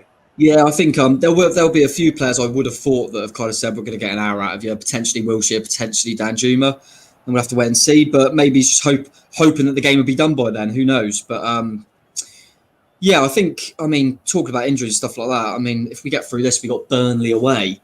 That's not one I really want Jack Wilshere to play in, to be honest with you. No. They ain't going to. So, yeah, but like I say, I think I can see why. I think Jason's probably, for all things considered, whatever the next game is, we need to get back to winning ways. Simple as. And I'm going to put a strong team out. And that's what he's done. And at the moment, he's right in doing so. But, yeah, I can understand it. I genuinely believe if we had won the last game, this team wouldn't be as strong. I think we just need to get that winning feeling back amongst the group. It's a good habit to get into. So try and set up went on a massive unbeaten run at the start of the season. So you never know. This could be the catalyst for another little run. So let's hope so. So if you're watching this and you haven't entered the competition for the graphic bomb, I'll give you another 10 minutes. And that's a print that we are giving away. It's a Cherries vintage, so like Subutio style kit, retro print. It's unframed, but we're going to be giving it away at half time. All you need to do, check out our Twitter timeline or go back through Instagram and just make a comment on the post, and then we'll put you into consideration for the draw, which we're going to do. One of them's already been won by Neil Andrews already. Well done, Neil. Congratulations on that. But if you want to win another, then yeah, you can still do it. We'll give you another 10 minutes to do it. Andrew is letting us know. 59. My goodness me, mate. It's looking scary. You got the lights, mate. You got to get rid of the air. Daniel said, "Can I win because I'm in the USA?" If that was a reason to win, then yes, I certainly would. What is the Instagram account? Just search AFCB podcast on Instagram. You can also do it on Twitter and Facebook as well. So 3 chances to win. I wonder on YouTube. I wonder if Daniel's actually saying. Is it all right for me to enter because I'm in the USA? Do you know what I mean? You know what? I think you're right. Yes, Daniel, you can. Absolutely no problem at all. We'll get that sorted for you if you win, of course. So yeah, pop your name down, mate, because you're more than welcome to enter. Oh, short corner, short one. Oh, what a waste! It's a waste of a corner, isn't it? Nothing gets on my wit more than a waste of a corner. Do you know what I mean? Oh yeah, that's. I'll tell you what. I'd hate to be a centre half when that happens. You've gone all the way up there, do you know what I mean? To go, and then they've just done a stupid little short one that's gone out, and you've got to run all the way back. Yeah. What's the point of that? I've got 1 minute until the 38th, by the way. 1 minute. So what are you going to do on 38 minutes, mate? You don't really want me to go into too much detail, but okay, this is nearly gone. Yeah, that's fine. Well, that's all good, mate. Yeah, go on. Oh, people said about me shaving the beard, and I'm just not happy with that at all. John said it's been a while since we've done a short corner, and you can see why now. I mean, we used to be the king. I mean, under Eddie, we used to be the kings of being so inventive on corners. We always remember the classic step over technique for someone on the outside of the box to fire home, and then it was that one that we executed perfectly against Villa away with Steve Cook. Also, the move that we did at Newcastle United away when Harry Wilson scored, great bit of movement there. And do you remember that? Of course, Josh King's goal against Man United at Vitality Stadium, and all that movement that went on, and Charlie Daniels shielding. But yeah, it just seems to be like we don't do any of that anymore. Yeah, I think there was a clever one. One that come to mind there was Palace away. You know the game where Defoe scored that worldie. Yes, yeah. You also got another one where we done a clever corner where we blocked a few people off, and he tapped it in. We were doing clever things all the times with our corners, and yeah. I think we should have done better from that attack. So we had the ball on the left flank, and once again, Dan Juma would always run outside his marker, but this time he cut inside again and played the ball in to Brooks, who had the shot, but it was blocked. But sometimes I just want Dan Juma to go for it. Tom, just seen the time, mate, 38 minutes. See you later. He's gone. You know, like if he doesn't do this, it's bad luck. So Tom's just gone. He will be back. And in the meantime, I'll go through a few of the comments that you've got. Byron's with us, who said cracker of a goal by Jack. Just saw it on the highlights. Daniel, thank you so much for joining us, as is Chris. He's with us. Great to see our American contingent over here today. Martin, he's ahead of us. Unbelievable. That's really annoying. We've got Rex here with us as well. Said, great run by Brooks up the flank, and you know what, it is a better performance all round, I've got to say, tonight. We're looking cool and composed on the ball. Just want to see that little bit more quality in the final third, because that's what I feel that we are possibly lacking at the moment. I mean, it was a cracking goal, and one that you'll look back and there are so many different parts to it. Dan Juma with the ball inside, lovely little flick by Josh King. Jack Wilshere, perler of an effort from the outside of the box. Yet another goal on the outside of the box. And I think there was a stat at the start of the season. We scored more goals on the outside of the box than any other side. And that one, I think, was just on the outside. And it's good to see that we're having some different scorers. But we do need more goals. Goals will instill confidence. And also, if we get the result in the bag sort of by 50, 60 minutes or so, then JT can perhaps afford to make those changes. So it's all looking good. At least our dominance is actually showing a 1-0 lead at the moment, Tom. Yeah, just had a little half chance there. I just saw Kingy try to square it for Jack. But yeah, it's been pretty good. Like you say, 1-0. Obviously, they're still well in the game. They'll still be relatively happy, I think, in the sense that they're only 1-0 down in a game that we've pretty much controlled, and they're still well in it. So we still got you can see the lads trying to plug away and get that second, though, which is good to see. There hasn't been as much kind of pointless knocking it about at the back. Do you know what I mean? Definitely the tempo's been better. But yeah, I wouldn't mind I mean, I really want to get the job done. Obviously, I wouldn't mind kind of Wilshere in particular, and maybe Arnie coming off after an hour, because I want them to be in contention for Friday, definitely. I mean, such a big game on Friday, and you already see what Jack can bring. Absolutely. Interesting that Luton, hello mate, Martin's here, Luton fan, lucky escape with Graham Jones, you will be right up there now. Really interesting what people say, and you just think, how has he got that role at Newcastle? But that's what I mean. It's kind of a lot of people are saying about, and let's talk negatively about Graham Jones and the way he kind of wants kind of teams he's involved into play, etc., etc. But why do a Premier League club want in them? That a Premier League club that are struggling and need to get some people in to help them. So that seems odd. He's been in Belgium, who are like one of the top seeds in the world. It's really odd, really odd.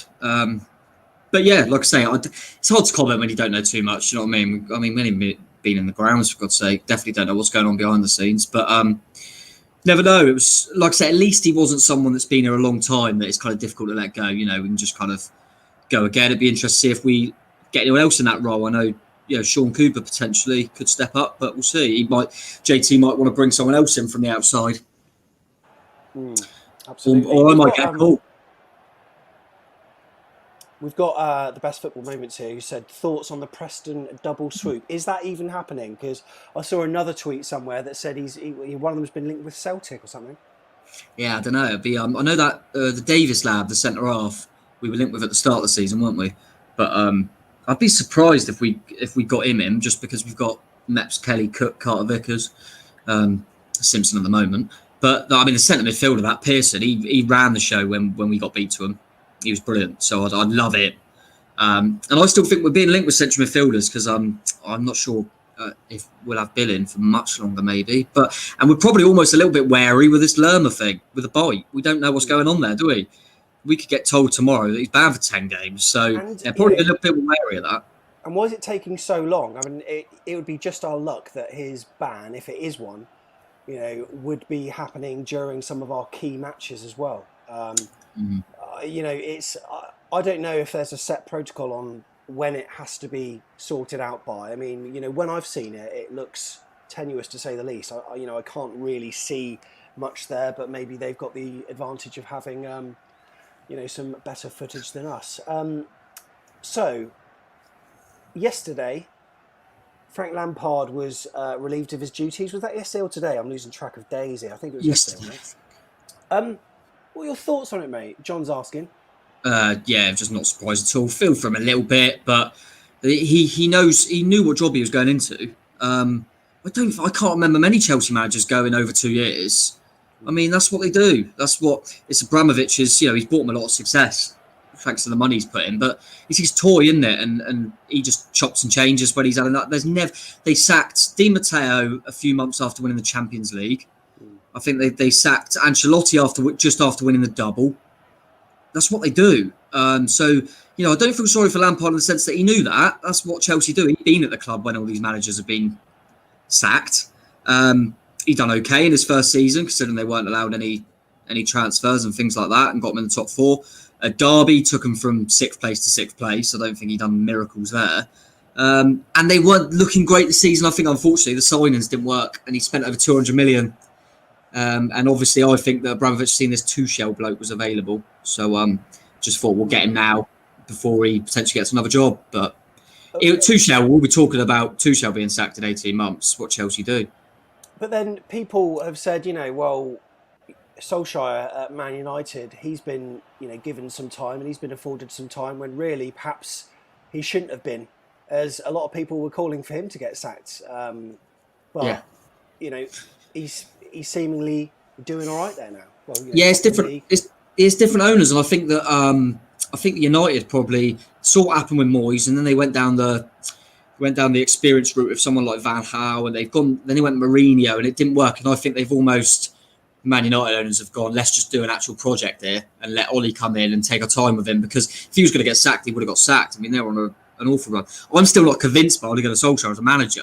I think you or I could do well with that squad. I mean, the squad he's got, Do you know what I mean? It's unbelievable. I mean, he's just now people are going on about it like he's doing really well. I think he's doing the bare minimum with the players he's got. Surely, I mean, they were playing Cavani and Bruno Fernandes the other day, and I thought they've got Rashford and Martial on the bench here. Do you know what I mean? They're a hell of a side. Let's not forget that. And he spent an awful lot of money as well. But yeah, I think it's just a difference in owners. I don't think Abramovich will ever be sentimental or anything like that. There you go, Byron, as Byron just put there, says it all, doesn't it? He's brought him a lot of success, Abramovich, and I'm sure the Chelsea fans are happy with that. But yeah, there's no room for sentiment when it comes to Abramovich. He's just, that's it. I wonder how many managers Watford have had in the last 16 years. I don't think my abacus goes that high, mate. I mean, mate, that's a scary stat. And I like that about our football club. To be honest, I think, yeah, football's about winning, and it's a business at the end of the day. But it's also a community, it's memories, it's things like that. I wouldn't want to be a team that chop and change all the time and just, do you know what I mean, go for all that. You want to build something. I think that's really important. And I think Chelsea had an opportunity there to kind of really back Frank as a legend of the football club, best player that's ever played for them. And they could have really stuck with him and built a project. And they had, in fairness to him, he brought Mason Mount through, Reece James through, but they chose not to. But yeah, I wouldn't really. I've seen a few. I don't know if you've seen as a Chelsea fan, Rory Sam, who's quite good on YouTube and stuff. Yeah. And he's been, he was very like emotional with the Lampard sacking because he's saying, yeah, we'll probably get a more qualified manager and do well and stuff like that. He goes, but we wanted to build something. We want something to get behind, and I think we're lucky that we tend to have that. Do you know what I mean? At this club, I like the fact that a lot of our staff have got that affinity with the football club and stuff like that. I personally like that side of it. And we've hit half time, mate. Jack Wilshere's on the screen. We've hit half time, so there it is. Thanks, Chris, for letting us know. Good half, said Morgan Scott. Leave your comments on the chat. We would love to hear your 5-word match reports. As you can tell, we've turned the crowd sounds off because everyone's now getting their bovril underneath, getting a pie in the concourse, in the north stand, in the east stand. Oh, mate, I miss those days. Oh, don't. I miss those days. They will come back. They will come back, won't they? But in the meantime, we're doing the best I can. So, Tom, what's been your half-time thing that you do? Have you got a routine during lockdown when you're watching these games on TV? During lockdown, no, normally, it depends on obviously it's an evening game tonight, it makes it a bit tricky. You know, sometimes when you have the early game, I tend to do a coffee, have a tea, stuff like that. I'm not one of them. I will have them now and again, but I'm not big on the. If I was at the ground, I'd be having a beer. Do you know what I mean? But doesn't feel right when I'm not there, so I don't always do that. But yeah, normally I might check the scores in the other games, things like that, and just have a bit of a play around, then come back. But it's not the same, is it? I used to love that half time where everyone's discussing the first half and things like that, and you're underneath and there's a few songs going or whatever. It's sad. I mean, I miss away days as well. All of it, mate. I don't know about you, I think my last away game was Sheffield United, and that was when there was that storm. Do you remember? It wasn't going to be. Well, I mean, a lot of people on Twitter were saying it was really dangerous, and is it going to happen? Is it not going to happen? But how long ago was that? That feels so long ago. How have I not been to an away game since then? I can't believe it. And I count myself lucky, mate, because as you know, I was very fortunate to go to both of the 2 games that we were allowed to this season, and that was really nice for me because I know some people weren't able to. But yeah, it's a weird time. I guess at least it's not personal. Do you know what I mean? It's happening to everyone at the moment. But yeah, do miss it, mate. The last away game I went to was the last one, which was Liverpool. I've been to a couple of matches, like a Dorchester Weymouth friendly. Obviously not involved in Bournemouth. I've been to watch Poole Town a couple of times when we could, but that Liverpool match, it was weird because I chatted to Chris Temple outside the Vitality Stadium on the week before that, and we didn't shake hands because all this kind of news about coronavirus, and it was all very much in its infancy. Well, it was in the UK because, obviously slow to react like we are, and they decided that, to their wisdom, the players would just not do a handshake because they thought it was the best thing to do to show that they're taking it seriously, even though players were, spitting on each other and all over each other on the pitch. It was a bit weird. And obviously we took the lead in that game, superb, but Liverpool came back to do what Liverpool do and had a cracking night out in Liverpool as well with a few friends, had an Airbnb, went down, obviously, to the Cavern Club, and on that strip went to a few pubs and clubs, had a number of beers, and who knew that would be the last match that we would have. Can't believe it, mate. can't wait for away days.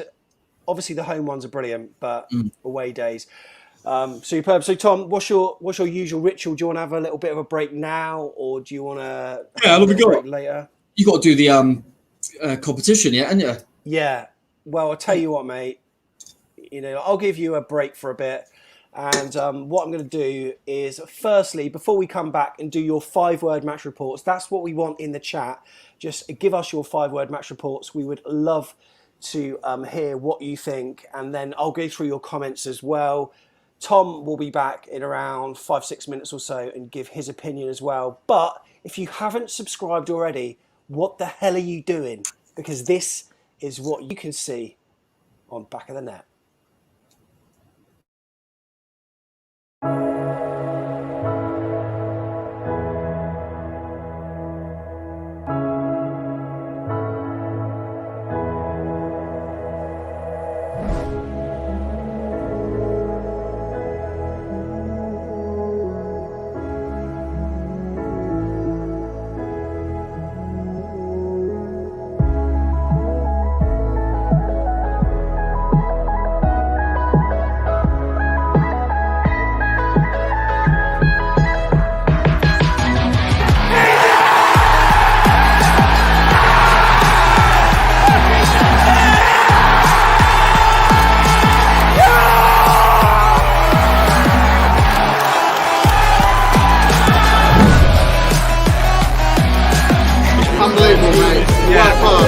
Different level. Well, interested to see, just see the teams.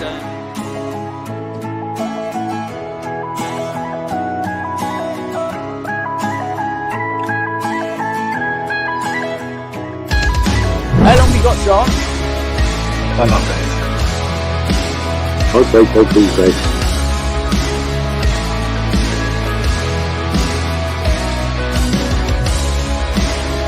Were you sort of aware of how great the goal was? No, I'll be honest, no.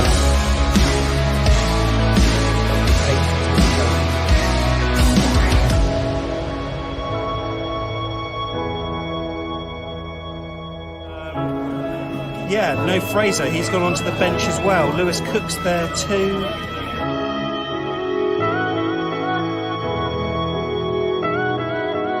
Rambo in goal, as you would expect. The back four, as we hope. So.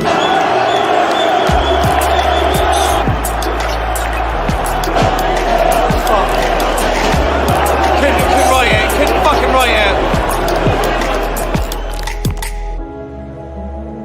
No idea. Thanks very much. To all. Yeah. He's asking you out.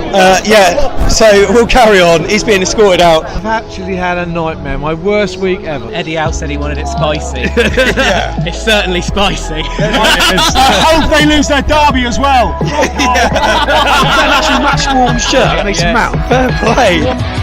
Cameras, I suppose cameras not in the pub, in the ground. The big 6-pointer that's coming out. You can swear it is absolutely fine. If we win. Fingers crossed, eh?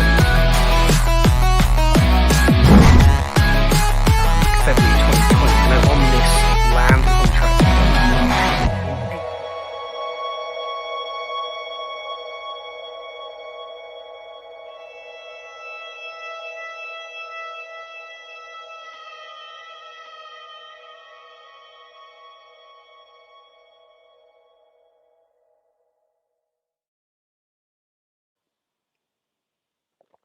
One 0 then to AFC Bournemouth at half-time. Tom's having a little bit of a break, and your 5-word half-time reports we're going to get in very shortly. However, before that, this bad boy, it's not framed, but you can get a frame at Home Bargains or B&M or somewhere pretty cheap, can't you? It's an A4 print brought to you by the guys at the Graphic Bomb. You can check out one of our tweets actually recently we posted. The link to their website is in their bio. And what it is an A4 Cherries print of AFC Bournemouth kits from yesteryear. And they're absolutely superb. It's got the pizza kit, there it is. All the old classics are there. One of them has already been won by Neil Andrews. Congratulations. That was just a simple retweet and this was a comment. And off screen, I've got my little generator. So from Instagram, Facebook, Twitter, and also YouTube comments, we had over 150 entries. Brilliant. So who's getting this? Going to press the generator now. Let's go through the names. Richard Jackson, blah, blah, blah, blah. It's chosen a winner. The winner is Dave Witt. Dave, let's see if I can bring up your tweet now. There it is. That will do it. That's the winner of the competition. Dave, congratulations. I will be in touch with you. He actually loved the pizza kit as well, the away kit of 1993 that he calls an absolute classic. Brilliant stuff, mate. That is going to be winging its way to you very, very soon. I'll be in touch via direct message and we can have that organised. Right, what are your thoughts at half time? We're going to go through these bit by bit with a few 5-word match reports that's coming up very soon. Jack Wilshere Magic is Magic Man. That's also 6 words, however, pretty close. Well done, thank you very much. I got a few more. Jack Garwood, hello mate. Good, quick passing, finish strong, brilliant stuff. Arnie and King look good together. Wilshere turns back the clock. Chairman Jeff Hayward's with us as well. Should be more than 1 up. Also, we've got a number of others which I'm going to put on screen. 5-word match reports. Make sure you get them sent in.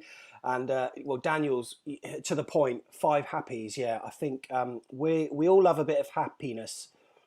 So that bit funny. Right, Tom is back with us. Tej, how was that little break? Yeah, good mate. Check some of the scores. See, Watford are still level. There's a couple of championship games, isn't there? Watford are 0-0 and Bristol City are 2 up, which ain't great. Yeah, just check a few of the scores. Noticed that I did put Craig Dawson on my subs bench, which I'm fuming about because he scored. Would have been a nice 7-pointer for me in the fantasy football. But yeah, and I just checked the team news for some games later. But yeah, everyone seems relatively happy with the performance. Like I say, probably could be more than 1 go up, but just chuff for Jack and confident that we can get another 1 or 2 and see the game off. Be nice to start the second half bright, get an early goal, and then see the game out with ease. But it's not done yet. It's only 1-0, but it's been comfortable and it's been job well done so far. So what I'm doing at the moment is I'm going to reset my stream, and I'm praying that I'm close to what you're seeing. So at the moment, the scores, the 5th round draws just flashed up on screen, Tom. So same there. Right. Okay. All right, mate. Well, let me know when it goes off, and then hopefully I can celebrate goals in a bit more of a timely fashion, mate. Because yeah, that was a little bit frustrating that you had gone in before I had, but yeah, brilliant stuff. What else have we got? Jack and Josh doing well. There's a 5-word match report. We got Josh King needs to score. Charlie says, I actually fancy Jack Wilshere. I think many of us do, mate. And also new comments are coming in. Really appreciate all of the comments. And can you do a transfer rumour show? Potentially, that might be something. We got some plans actually for the future, and we can't wait to Teach transfer talk. I've got alliteration in there, so I've got the job. What can I have? Davis. Yeah, Sam or Davis. Yeah, deadline. Davis's deadline day. Yeah, see, that could work. Yellow tie. I'm doing it. Right. That's what's going to happen, mate. 500 likes, and we'll both be in yellow ties. Right, it's just come on. So we have how many likes? Yeah. All right, mate. I think I might be ahead of you. Oh, Have some of that. Have some of that. By the way, Charlie's come up with the stat that Watford have actually had 21 managers in the past 18 years, mate. Wow. That's crazy, isn't it? That's crazy. Absolutely unbelievable. Dave, congratulations, mate. Oh, superb. Yeah, as I say, it is unframed. However, if you buy an A4 frame, because that's the size of it, then, in fact, I'll measure it up so you might be able to get it in advance. If it's his birthday, I'll get it to you ASAP. And then, yeah, what a decent little present. So nice one. Glad you have won that. And Neil Andrews, I'll also get you your stuff as well. Mark Jackson, Davis deadline day deals. Yeah, he's on form as well. Absolutely. Hi, Tom already, said Daniel Stroud. Right then, Tom. Analysis of that first half then. What did you make of it?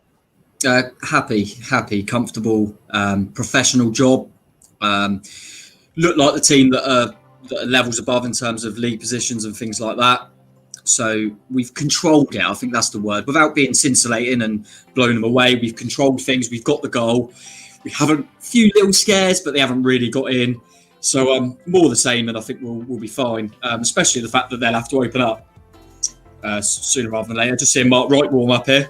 A bit worried about him, but no, it'll be more of the same. And if we can get that second goal as soon as possible, and then we can see it out with ease, hopefully. But like you say, you never know in the cup, mate. Never know. They nick a goal and suddenly the game swings. So we still got to keep our wits about us. But yeah, I'm happy with what I've seen so far anyway. And as I say, Jack Wilshere getting the goal as well as the icing on the cake, isn't it? So that's what we want, mate. Yeah, absolutely. So Heather has just appeared on chat actually, and I'm just getting a picture up so she can see what we're talking about. She said, "What are the yellow ties for?" Do you want to explain the whole yellow tie and football thing, Tom? Yeah, but it's really Jim White, wasn't it? On Sky Sports does like a deadline day. Yeah, there he is. So every time it's the last day where players can sign players, stuff like that, until the transfer window closes. They do like a deadline day show that runs all day, and they're always in yellow. And Jim White's always got his yellow tie, and it's come quite iconic. So time for Davis to whip one out, I reckon. Or we could do our own spin on it and change the colour and see if we can get a new thing going. I'm not sure, but I'll tell you what, if we do sign that lad from Preston, Davis, that'd be good, wouldn't it? Davis on Davis. Yeah, I know. Yeah, make it work. Yeah, he spells it properly. No, E. Yeah, honestly, he's Davies. Yeah. It's crazy with my surname because sometimes I ring people up and what's your name? Sam Davis. Sorry, is that Davies or Davis? I say, oh no, it's Davis. Is that with an E or without an E? So come on, I've just said Davis, but yeah. Anyway, Mark Wright then. Are we going to see him? I'd love to see if Mark Wright could pocket David Brooks because he normally plays like left back, doesn't he? Yeah. Mark Wright. Yeah, I still feel like, they only just brought him on against Leeds when they were 3-0 up. I don't see, if they need a goal, I don't see him bringing him on. The only way I see him bringing him on in this game is if we go 3 or 4 up and they do it for because why not? But we'll see. We'll see. Right, it's time for the second half to begin then. And in fact, we've all got started. We're about, I don't know where you are, Tom, but I'm about 25 seconds in at this stage, and Bournemouth... 24 seconds. Yeah, we're nearly bang on it. We've just given away a free kick. Yeah, that's perfect then, mate. We're actually on cue, which means we can celebrate in unison for once. Which it won't be a goal now. Just what we need. Yeah, exactly. Yeah. But yeah, more the same, mate. Let's hope anyway. Let's keep it going. Be nice to have that. Yeah. You think about it now, and don't get me wrong, Burnley away, they'll be favourites. But Burnley making a few changes because obviously they have still got to worry about the league in terms of making sure they stay safe, even though I think they will. They won't be prioritising the cup. It's not out of the question that we can go there and win. Do you know what I mean? And then suddenly you're in the 6th round. Yeah, no, agreed. So we'll probably win it. I think we're probably going to win the FA Cup, Sam. That's what I'm calling it now. T just called it. And I think Alex Deutsch said this on Twitter. Wouldn't it be just so ironic, the ultimate, shite feeling that we would get to the FA Cup final or even the semi-final at Wembley without actually being able to be there ourselves? That would be so typical, wouldn't it? I know, there's been a few little things. I like today, for example, I think how nice would it have been to be able to, the fans be there and welcome Jack back? Do you know what I mean? His first goal. And there's no fans there. That I did think about half time. I thought he had all that time where we loved him. We can't show that love back with his first goal. It's a real shame. Things like that. But hopefully we'll be back in the Premier League. Fans will be back for our opening game against Newcastle, where we can absolutely pound Ryan Fraser, who finally started the game tonight, and they lost, by the way. Oh, did he? Oh, right. Hello. Yeah, so we got the time up on screen, as you can see. my rubbish software can't start from 45, so we're doing it kind of like that. So we're 2 minutes into the second half. That's how we're calling it. That's how you can match up the timestamps. Remember to get your chats on air, and we'll put them on screen. And also, we'll try to explain the action as it goes. And Josh King down the left-hand flank at the moment squares it, but Crawley looks as though they've cleared it for a corner as we attack the north stand. This is traditionally where we get behind the lads in it. Boscombe, Boscombe, back of the net. Love it. Josh is doing well here though. He's run. That's why I think I said it in the first half, Sam. Like, there's rumours about Josh King. Obviously, you've got Billing. We had Simpson earlier in the season. But if they put a shift in when they're on the pitch, I couldn't care less if they go at the end of the season. Do you know what I mean? I think that's why we all have that feeling behind Ryan Fraser, isn't it? What happened there? Yeah, we just want the edge. Yeah, just on the edge of the box here. Go on, whip the ball in. Oh, test the keeper, far post. Go on. Oh, no way. Get it in. This is a good start, though. This is, you give the people what they want, and this is exactly it, isn't it? Good start by Bournemouth in the second half. We've got an unbelievable record in second halves on Watchalongs. Absolutely battered Oldham in the second half, didn't we, on the last Watchalong? So, yeah. Oh, Arnie, No, you got it? No, he went that bit easier. That's that big centre half I've got on my Football Manager. So then, how many likes are we at for the skinheads to happen? Well, not skinhead, but grade 1 all over. Is that what's are you changing the rules, are you? I'm not sure if I actually contractually agreed to this, Tom. You did. Oh, he's in.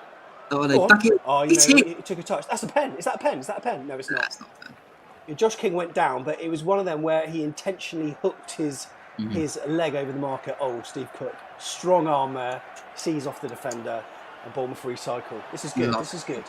Love Cookie. Would you agree that if we looks like the tempo is better?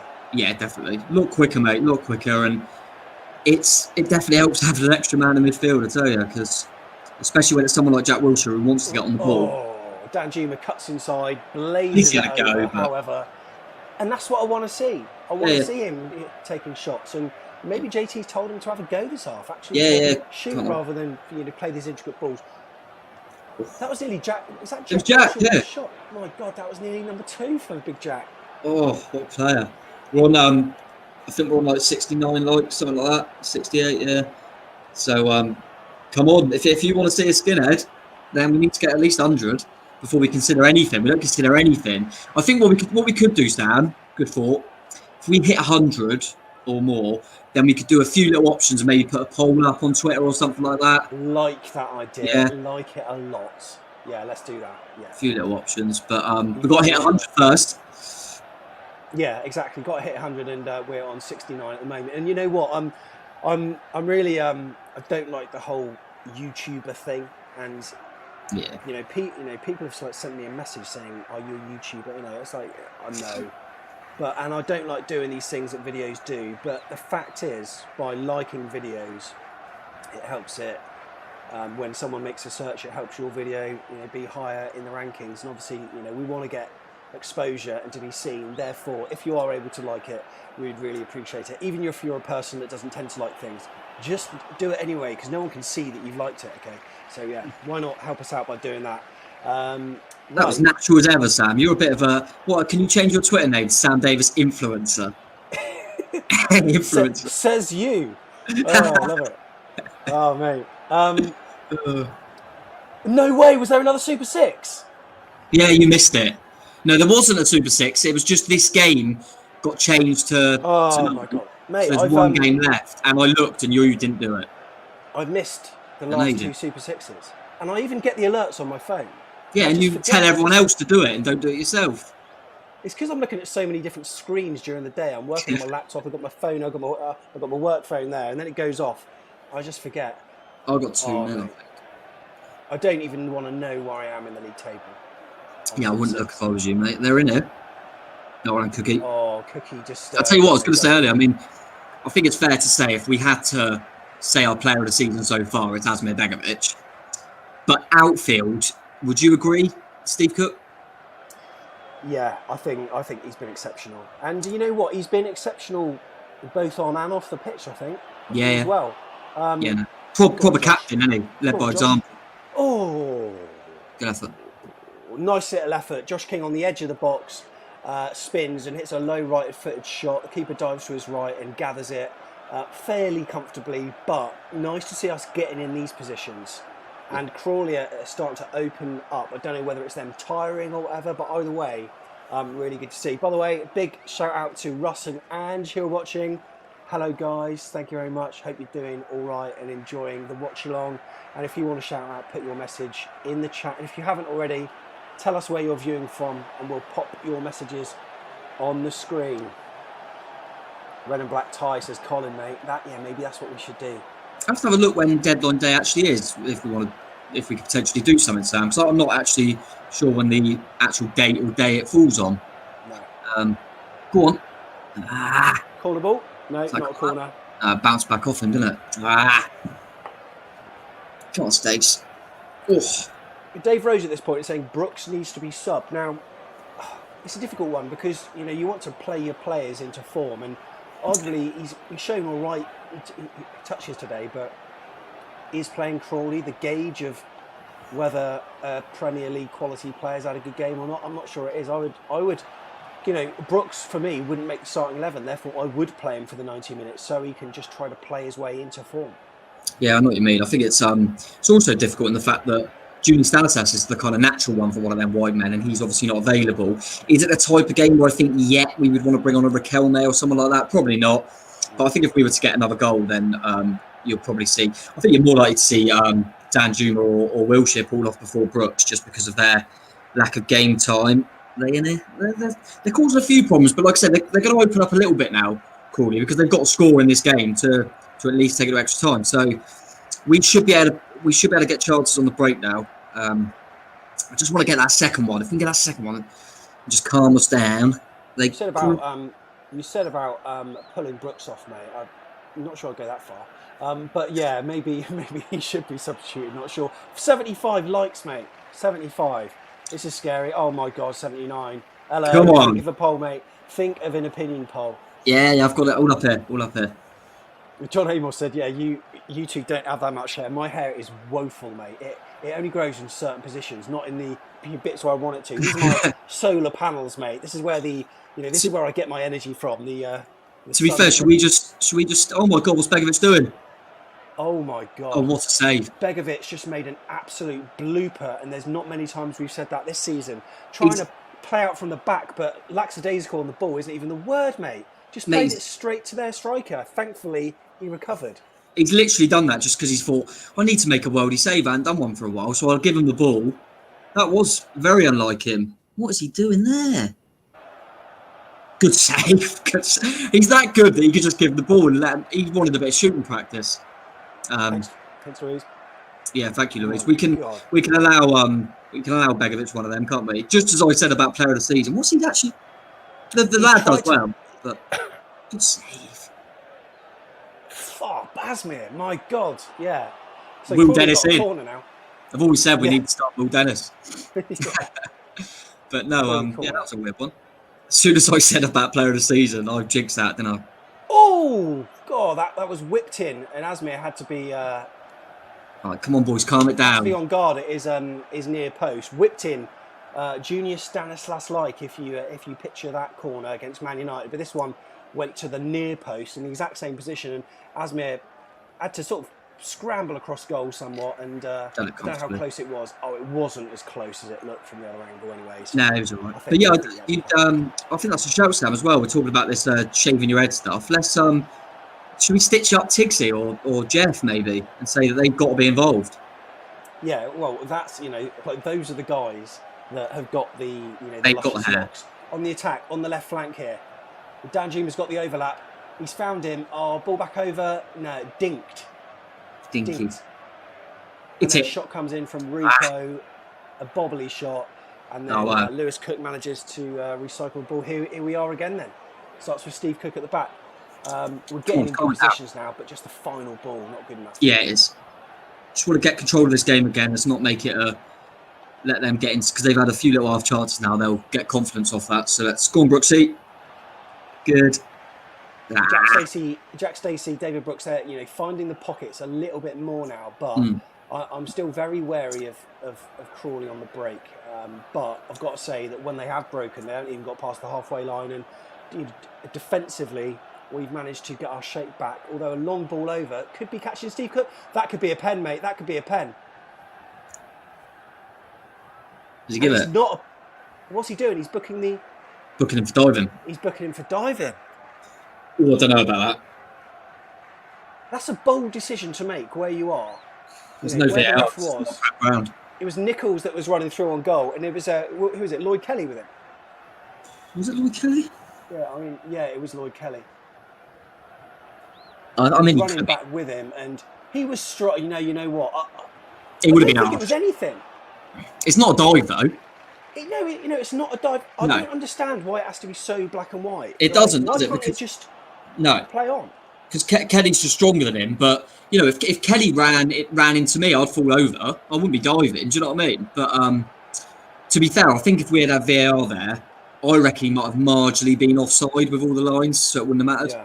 But I don't think even VAR would have gave that. I think it would have been soft. Bit of a scare though that they could just play one ball like that and get in like that. So So John said, "Can you tell us the next interview?" We will later this week. We've got oh my god.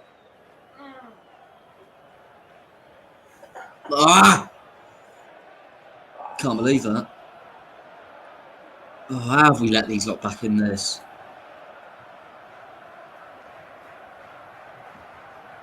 I don't know how we managed to throw this away. Been in control, mate, but it's weird. I felt that we're more in control this half than we were in the last half. Yet, perhaps it's just because we're a bit more open. He was offside. Oh no, not on the first phase.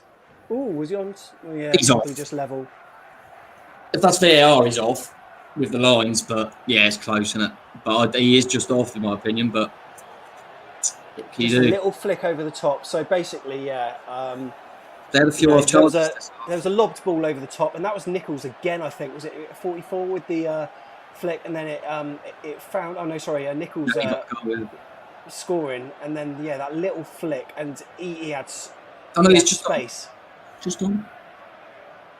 And then just side foots it past the advancing Asmir Begovic, and it's 1-1 now. In some ways the writing's been on the wall in terms of the fact that they've had more chances, but so have we. It's that kind of tit for tat football like we almost used to have in the Championship, but the difference was in the Championship we were more clinical. I'm talking 2014, of course. We were more clinical and we'd take our chances. This half we haven't.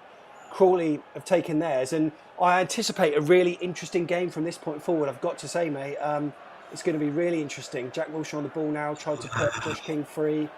Yeah, I think we've just looked in this second half. We've just made a few weird decisions defensively and let them in a few times when there was no need to, and they just grew in confidence off that, and they've taken a chance. Fair play to them, but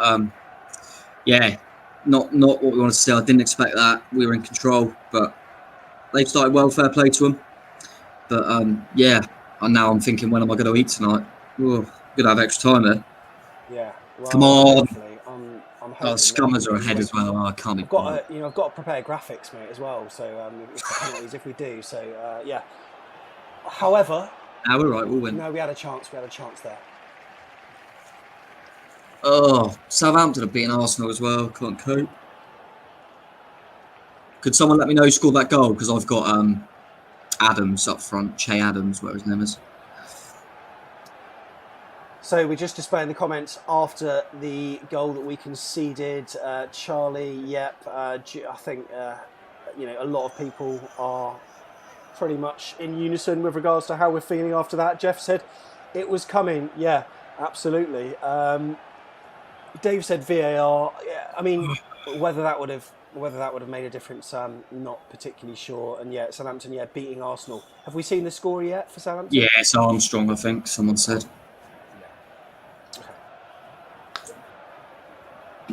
Not good. Not good. You know what, mate? I need a bit of the crowd at Dean Court to get behind the lad. So let's just enjoy a little bit of this while I take a sip of beer.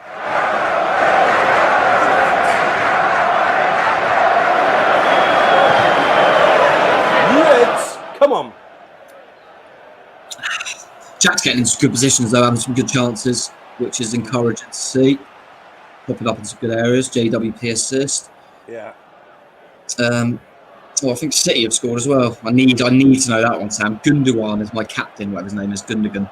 Yeah, good. So let us know who scored for Man City. Now, Tom and I, we were going to do a tier list during this half, and to be fair, we still can. But I've got a feeling that it's going to be quite a tasty match, and we may save that for another video. If you've got any ideas on what tier list you would like to be seeing, let us know in the comments.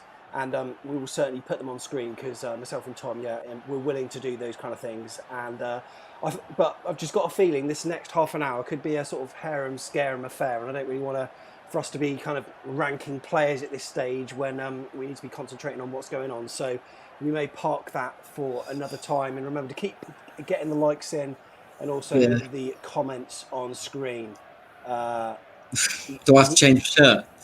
You may have to, mate. You may have Go to. on, it's it. Go on. Oh, the ball was squared across, but it's cleared for a Crawley corner. We're getting in good positions. Oh, it was Gundogan. Get in there. What a captain's decision that was from me. Great decision. West Brom are absolutely awful, aren't they? So I thought they'd get a few.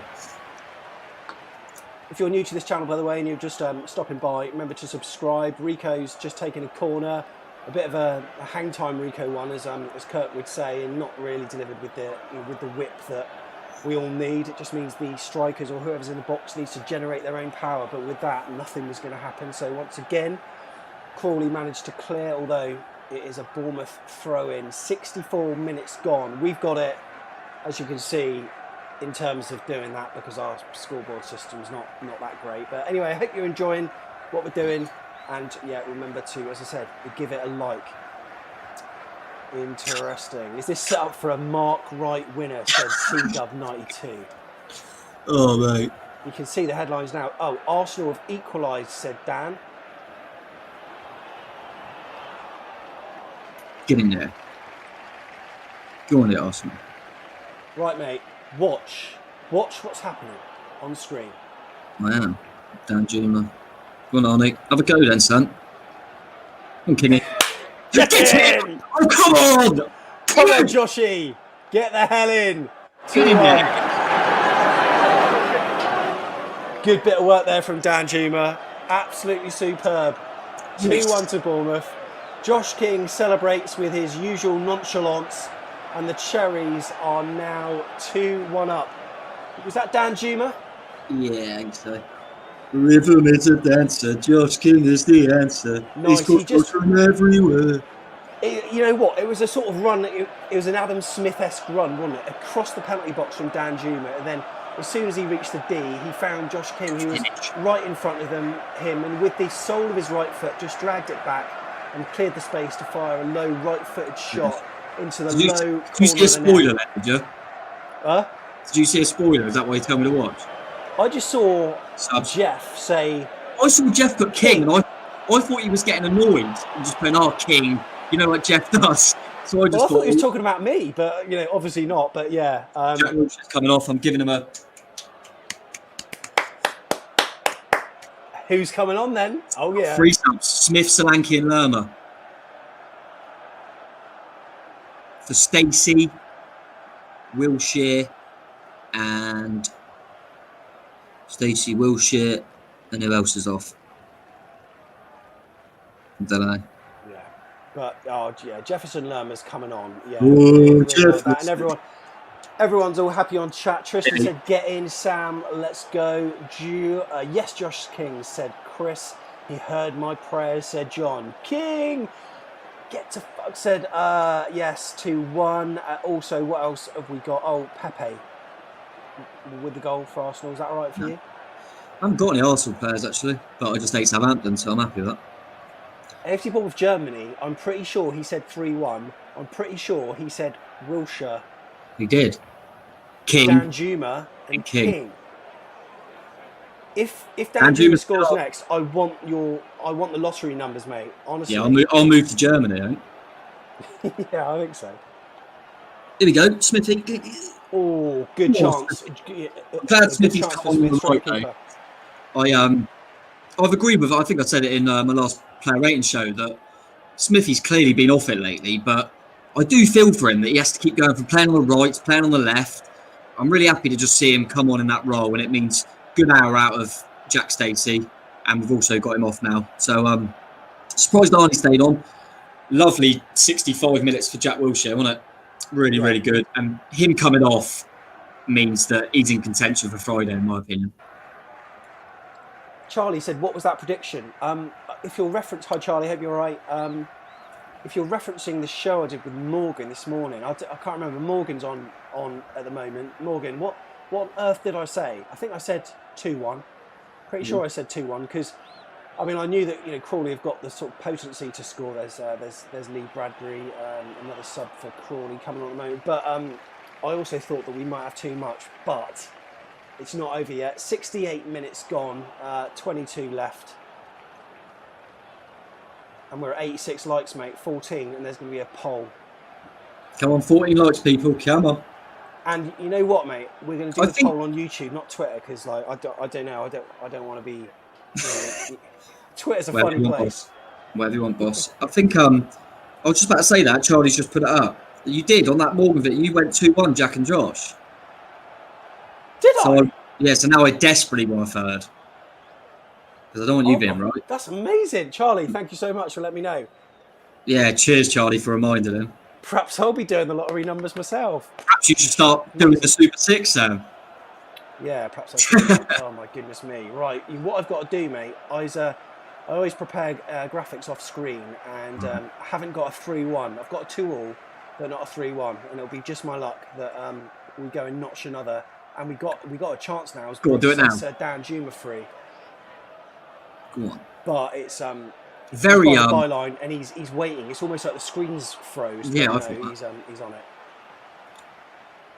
Very similar to the last cup game. I know Oldham got the goal before half time, but 1-0 comfortable. Then they got the goal, and then we upped it a gear and got that next goal. So let's hope it ends that way as well. I'll tell you what, Josh King's been good today, and he could be the match winner at the moment. So I'm pleased for him. Whether, as I said before, whether he's doing it to keep himself in the shop window, I couldn't care less. If he scores goals for us, do you know what I mean? So I'm happy. When is the actual transfer cut-off point, mate? Was it the first? Is it the first third? I mean, 31st of January, I think it's a Sunday. Is that right? So do they have it on a Sunday or what? I don't know. I think you have the first. I might be wrong. I feel like you have the first. I don't know why I think that. I might be completely wrong. If anyone knows in the chat when deadline day actually is, I'm pretty sure you get the whole of the 1st of Feb, if you know what I mean. Yeah. So it'll be Monday will be the deadline day. Yeah, I believe that's the case. I'm normally right.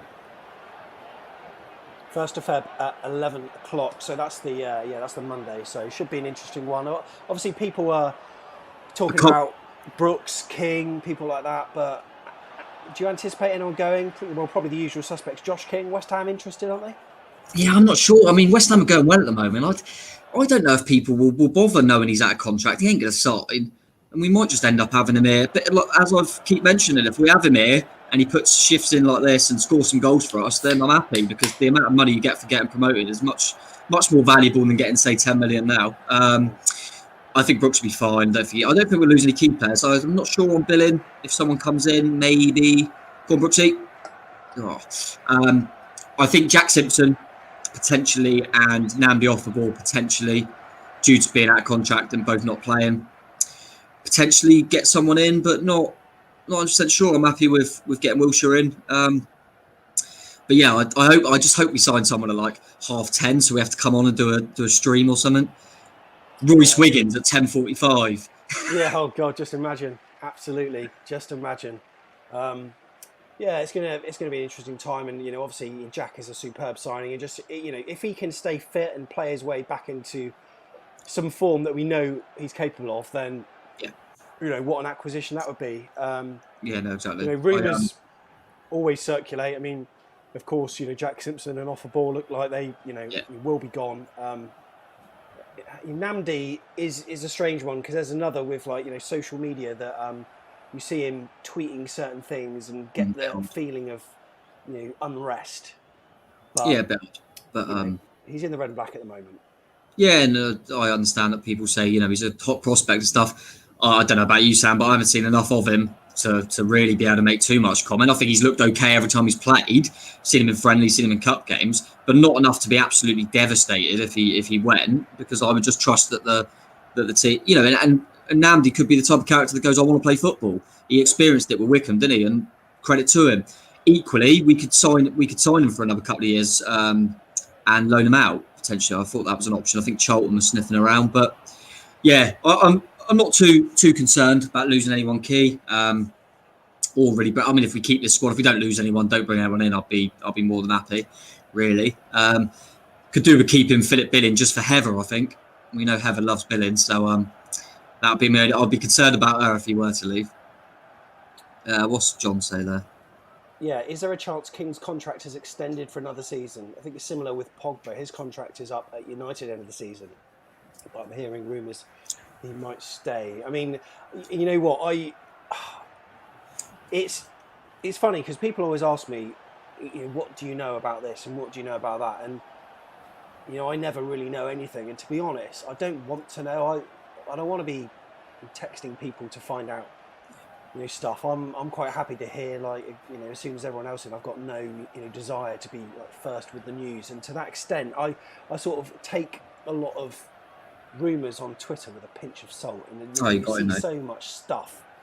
We were linked with Gale and Richie previously, Richie again, and other people like these, this Preston pair. And whilst it's interesting to talk about, it's it's never done till it's done. So as far as I'm concerned, there are names that people might stay, people might go. We might even have an offer for a player that we don't even expect. We just don't know. That's the nature of it anyway. Yeah, no, exactly. We're never going to know. And I think in terms of Josh King, I think he's onto a winner if he plays it right. I mean, he could play football like he is tonight, score goals, do well. End of the season, he's out of contract. If we don't get promoted, he can go, all right then, I'll go to a Premiership club because they'll be queuing up if he's a free transfer. Or he could play well this season and go up with us and think, actually, I might as well stay now. We're back in the Premier League and sign a contract.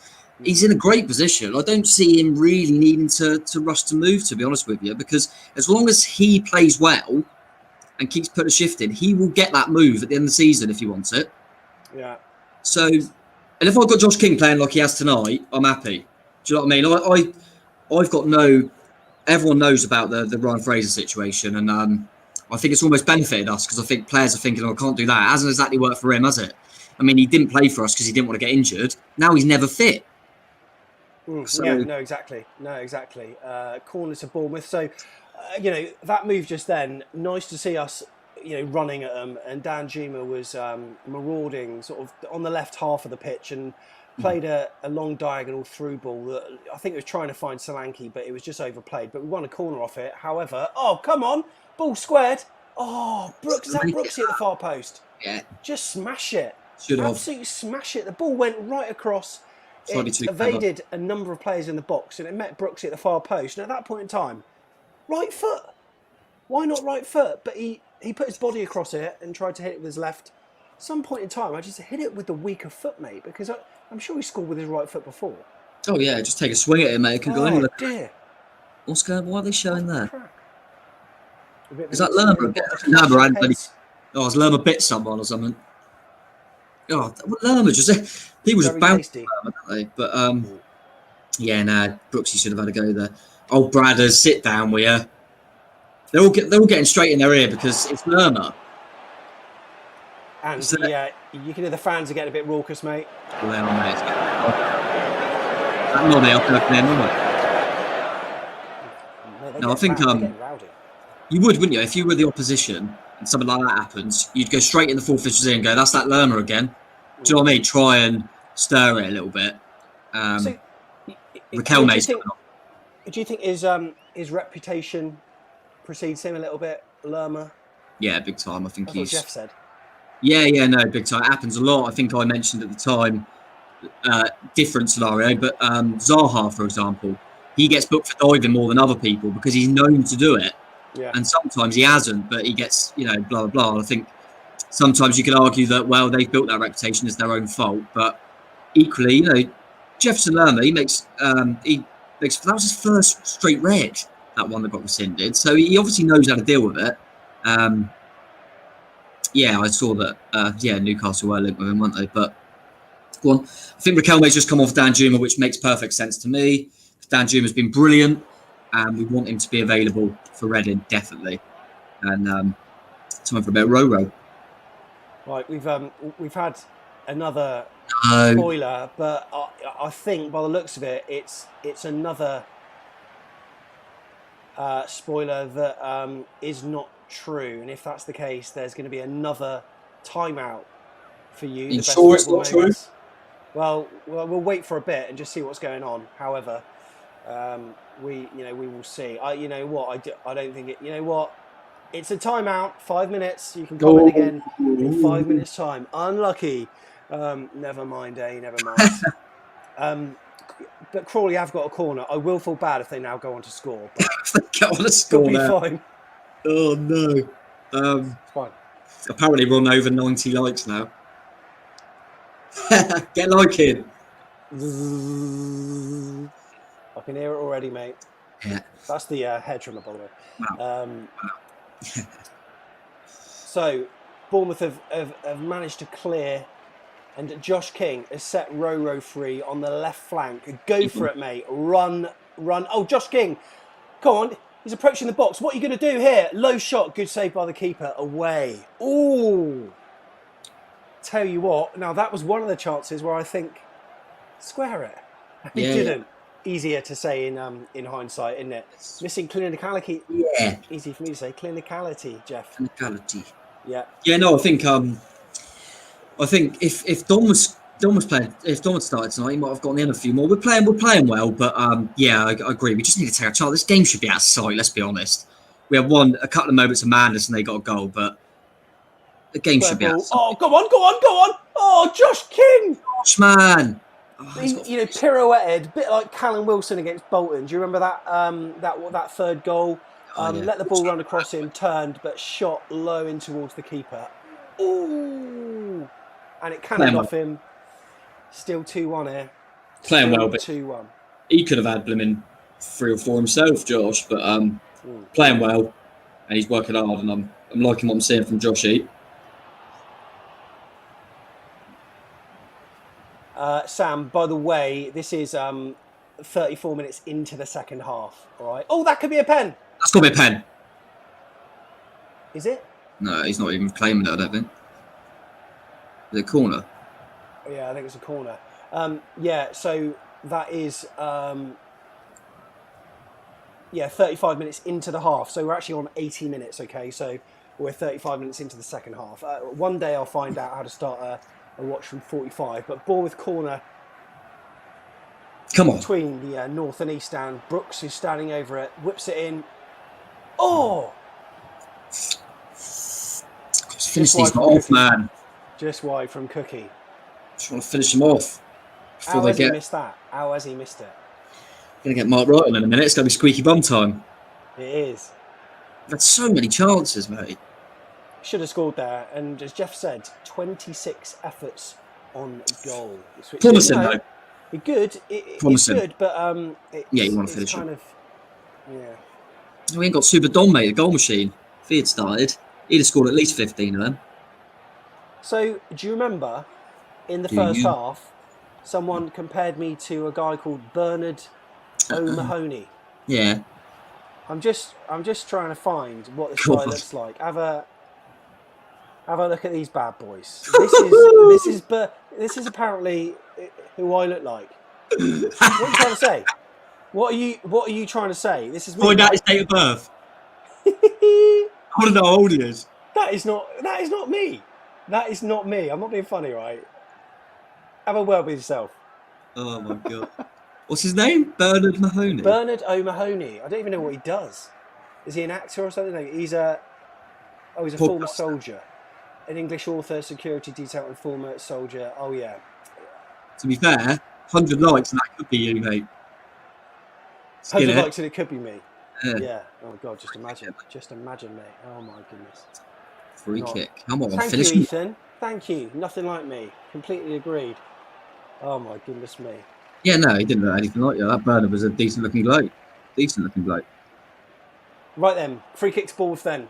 82 minutes on the clock. We're 37 minutes into the second half. That's why that says that. And Lewis Cook's standing over it. It's not it's not anywhere where anyone could shoot. Rico's there as well. Sam Surridge is on though, mate. Oh yeah, who's he come on for? I don't know because my Josh King. Yeah, where I am, it's just said sorry, there's a problem, so I'm having to restart my stream this end. So hopefully I can get back to it. Yeah. I said, what is that? All right, yeah, Josh King's off. Sam Surridge on. Come on, 4 more likes to go. By the way, it's coming off. What? Josh King's still on the pitch? Well, yeah, he's taken the long way round. Oh, is he? This is where the family stand will get off their feet and probably give him a round of applause after that performance. So I think fairly energetic, Tom. Yeah, I think that'll be everyone will be singing "Sign the Contract" or whatever. Do you know what I mean? But yeah, fair play to him. He's put a shift in tonight. Got on the score sheet, match winner as it stands. So you can't argue with that. Whatever happens, it's another goal for him in this competition. So he's certainly going to be. It's certainly a great option for us. Hero, absolute hero. Come on, what minute are we in there? 80. Come on, boys, get it done. I've got a pizza. It wouldn't be Bournemouth if there's not late drama of some kind. There'll be a chance of some kind. I just hope that we can maybe make it a little bit more secure first and just polish it off 3-1. That would be nice, but we'll see what happens. Come on, yeah, we'll be all right. We'll be all right. Come on, here we go. Get there, well in. Come on, Sam. Ref.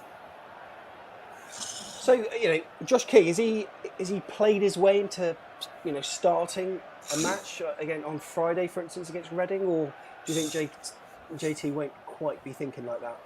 I don't know. He's certainly given him a headache, but like I said, it's difficult because we just don't know the Josh King situation. We don't know what's going on in his head. I mean, obviously he's rested Dom Solanke because Dom Solanke's going to play, isn't he? It's whether they play them together, play Josh off a wide position, but no, I'll be interested to see. I mean, he could go with real attacking intent and go with maybe Arnie and King either side of Solanke. But yeah, it'd be interesting to see. He's certainly given him a good problem there because he played well today. I think, yeah, I mean, he could go unchanged really, how strong this side was, but I don't know. I think Lerma will probably come back in as well, won't he? But yeah. Is that AFC Bournemouth Germany? He's just said that he's got this shirt with Feeney on the back. Yeah. I've got Feeney on the back as well. Hey, love it. Absolutely love it. Mad. And that's Liam rather than Warren, I take it, yeah? Yeah. So it would be with that shirt, wouldn't it? Yeah, it was Liam Feeney, yeah. I remember back in, I can't remember when it was, basically when Leeds got relegated from the Premier League. And, Warren Feeney played for Leeds, didn't he? Yeah. And I remember one of the lads, I played Sunday football with Sean Barker, who a lot of people know from the podcast, and we won the league, I think, on our Sunday football team, and we all went down the pub. We went to the Tap and Hobbit in Bournemouth, which is now the Dancing Duck. It used to be where Borders Bookshop is. I think that's where it was. And one of the players was particularly close with Warren Feeney, and he basically shared his phone number, and we all texted Feeney smiley faces when Leeds were relegated, and that was the time where there was that that picture of that iconic 6 or 7 year old that was crying in the stands, and you love to feel sympathy, but I didn't that day. Playback finally for 1990, but yeah, it was I'm glad that's not Warren Feeney on the back. Great goal scorer back his day, but that was the one and only Liam Feeney you got there, mate. I'm loving that. Yeah, I like him. Oh, Gundogan scored again. What a captain. He is. I mean, he never scores 2 in a game. Dream. They got a corner. Come on, let's sit. I don't want extra time now, mate. God. Well, mate, I mean, It's 8:42 p.m. Gundogan got another one for you, Tom, as Sky Blue Jim said. Very good. Safe hands, Asmir. Safe hands. Stay down. All good. All good. They need to bring Mark Wright on now, don't they? Got to be Yeah, done. they do. Got to be done. I can't believe that we didn't manage to get him on the podcast. I was expecting big things from Craig Beasley. I was expecting Michelle Keegan on. Can I just say something? Go on. I've watched Soccer Aid plenty of times, and you know they've always got those celebrities on that don't really play football. I'm talking like your sort of Lee Max or whatever. You know, even Boris Johnson played once and managed to take someone out once with an absolute rugby tackle. I've got to say though, Mark Wright, you know, when I've briefly seen him on like Soccer Aid, you know, I didn't think he was any better or worse than, you know, that one from JLS. What's his name? Aston or something? Oh, he was all right, wasn't he? Yeah. Yeah, I mean, I thought he was good, or you know, someone like Ollie Murs. You know, just killed him. you know, Yeah. like, relatively good footballer, but you know, I didn't think, oh my God, he's a level above. No, all I never remember thought that. really is thinking he had a decent left foot, but I suppose it's hard for left backs to stand out. Do you know what I mean? Maybe in the odd game. I think in games like that, people like you mentioned, that Aston and that, they stand out because they're quite tricky, like attacking players. I think he's more, but he has, like I say, he has played at academies, hasn't he? Professional teams, but yeah, it seems an odd one. But the fact that I think it's his brother who's on the pitch, Josh Wright. I think that's brother. It might be cousin, but I'm pretty sure it's his brother. That's got to be a reason to it as well. There's some sort of link there. Do you know what I mean? And maybe it's just for numbers. Maybe it's just a bit of a publicity stunt. But what's going on here? What's wrong, ref? It didn't go out, and Adam Smith just picked up the ball as if it was our throw, but you know, the ball wasn't even close to going out, and he just conceded the throw in. But thankfully, we seem to be remaining defensively sound. But there's 45 seconds of the half to go, as you can see here, and I'll tell you what, I wouldn't quite call it squeaky bum time. They're not exactly throwing the kitchen sink at us, but it's you know, they would be launching everything at this, and you know, I wouldn't be surprised if they get one more attack, and you know, the keeper. It's always nervy at 2-1, isn't it? Always nervy, mate. Always nervy, but Let's see if we can hold on to this. but no, I mean, 2-1 against Crawley. that is what it is, mate. And yeah, it's not been. It's just the result rather than the performance, do you think, or what? Yeah, it's just get back to winning ways. I don't think the performance has been that bad. I think you've got to give credit to Crawley in the sense that we literally had probably a 5-10 minute spell. 6, what's that for? A head injury, but I don't know. But yeah, we had a poor period of around 5-10 minutes after half time. Yeah. And in that period, they got a goal. They took advantage. Fair play to them. Other than that, I think we've been in control. I mean, we should have been more clinical because this game could have been any scoreline there. And it's Josh King, left foot. Sorry, not Josh King. David Brooks just caressed that over the bar, didn't he? I don't know where 6 minutes from. No, I've got no idea. I mean, what? Trying to give even more chance to get Mark Wright on. Even the blooming fourth official wants to see Mark Wright. I mean, I know that you're supposed to give like 30 seconds for a substitution or whatever, but yeah, but they're all made at the same time. Do you know what I mean? It wasn't like they were stopped now. It just made like treble changes and that. Exactly. But yeah, that's a thing again tonight. It's Brooksy, isn't it? He's done okay, but again, he makes the wrong decisions all the time at the moment. I don't know what. I mean, he's still on the pitch as well, which might be an indicator that maybe he won't play at the week Friday night. I said, based on the previous performances, I'm not completely with it. Although, you know what, we're on the break now, and just is it? Oh, hello, come on. Oh, what's going on? No, Crawley clear. Sometimes we're just a little bit too intricate. When we don't need to be. There was a really good chance for him to pull the trigger there, but he didn't.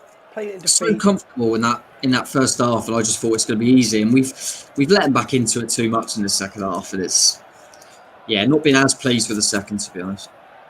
Oh, Tom. Get it off, Sammy. We'll have to think of a poll, mate. We'll have a chat about that later. We'll think of a poll, like we'll give you a few options, all right? And one of them will be hair. Mate, why did you say that? Get the lights in for you, mate. Get the lights. That's what a proper employee does. Just bought all the lights in there for you, mate. That's what you got to do. I think I deserve a bonus off that. I don't know what the stream thinks. what the chat thinks. But that was good work for me, in my opinion. I basically look like you. I might as well take your latest Twitter profile picture up and whack it up for me. Why not? Just like slightly widen the face, and then we'll be there. But never mind. You got dangerous free kicker. Cheers, everyone. Appreciate that. Thank you. Love you. Thanks for the likes. Thanks for the likes. We do If we appreciate get to, If you haven't subscribed, make sure you do that as well. We'd also appreciate that too. if we get to 200 likes, what can I do? 200 likes, and what can I do, That's Sam? not going to happen. Exactly. That's what I'm saying. It might. You know, if Crawley score now with this delivery, it might. They got a free kick on the right-hand side here. They're gonna put it in Bournemouth's box. Is it a good delivery though? Bournemouth managed to clear, and we've cleared very well. And there's only one defender back at the moment, but he Oh, hello! Come on now, it's 3-on-1 at the moment. Come on! Oh, what a terrible ball! Who was that? I think that was Solanke. We were 3-on-1, and the ball just skipped up, and Solanke just got his left foot, and he got that sweet spot of the boot, and it went to the keeper. Whereas we should. It was 5-on-1, not 3, 5. Oh, Dom, what are you doing, mate? I'll get the And Neil, not sure about that. I could dye the beard pink, can I? Heather said. Yeah. Red and black or something in the air or something if we get 200 likes. Whatever, we ain't getting 200 likes anyway. Yeah, I agree with Jeff there. That's what's let us down, isn't it, that final ball? Oh, goodness me. And you know what, mate? That's 117 on just YouTube. We're also on Twitter and 117 watching, said Chris. Appreciate it if you're watching on Twitter. Thanks. Or Facebook or Twitch. Thank you. We do really appreciate that. And Ivan, nice to have you along. He shares our frustration with that ball there, because you know what, 5-on-1. There's not really the excuse, but my goodness. Oh, Dom, we love you, but come on, that was poor. Come on, see it out. Yeah, it shouldn't be like this. We've been like Jeff mentioned on the chat. We've just not been clinical enough, and that final ball at times has been so frustrating. I mean, we should not be in the last minute of this game worrying that they could get back in it. Ridiculous. We're far better than these guys. That's the only thing that's frustrating me tonight. But get in there. Have that, Southampton. Who scored? Daniel, we need the updates. Who scored? We need the goal scorer. I'm going to go. No, Aubameyang's out, and he might be Lacazette, maybe. I reckon. He's pretty good. So we've got about 45 seconds of this match to go. Come on, see it out. Jason Timber's Paul, it's not snowing in Bournemouth. We seem to have our own little microclimate when it comes to the snow, but in other places in North Dorset and all over the UK, there's been snow, but not for us. So sadly, no white stuff where we are. Saka was the scorer for Arsenal. Tom, you may have seen. Go on, finish him off. Oh, row. Got to go, ref, what are you doing? Blow the whistle, man. Wembley. The fame said, we go to Wembley. Come on, lads, just see it out. Last attack. Come on, ref. I can't whistle. Can you whistle? Yeah, but oh no, I can't. I used to be able to do it really well. No, I can't do it anymore. Have to prep. There we go. Get in there. Time, full time. Job done. Job done. Cherries win 2-1 against Crawley. There we go. We've gone further than the holders, mate. Arsenal are out, aren't they? And you can hear the crowd's appreciation of that.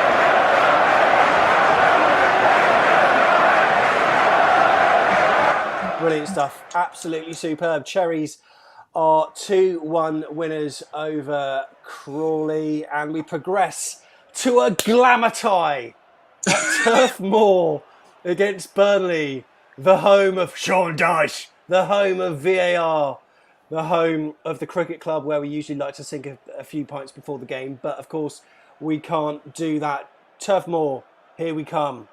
Great win. John, that was more nervy than it should have been. Get your clippers ready, said John. What we're going to ask for is your 5-word match reports, okay? I'll put your full time.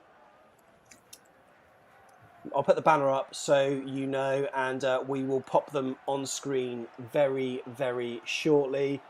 Good win for AFC Bournemouth. Just the tonic, hey, Tom? Yeah, job done, mate. Job done. Should have been more comfortable at times. Didn't make the right decisions all the times in the final third and weren't clinical enough. I haven't seen the stats, but it sounds like we had a lot of shots. It looked that way as well. So yeah, it could have been more comfortable. But at the end of the day, we've got it done in the 96 or whatever. Got the job done. Through to the next round. Back to winning ways. Jack Wilshere goal. Josh King goal. Happy days, isn't it? Happy days. And I think that the nature of the performance was, was better. I think the way we played probably warranted a scoreline that was a little bit more flattering for us, I've got to say. 2-1, I don't think justified it truly, whereas I think maybe something like 3 or 4-1 probably did. But Crawley, they did all right. But when you're naming a team like we had there, I think it was always going to be a tough ask for them, especially if the players are on it. And today, it looked like mentally they were on it. Yeah, I think we were weirdly. I think we were better in a lot of parts than we were in the last round. But we put Oldham to the sword, didn't we?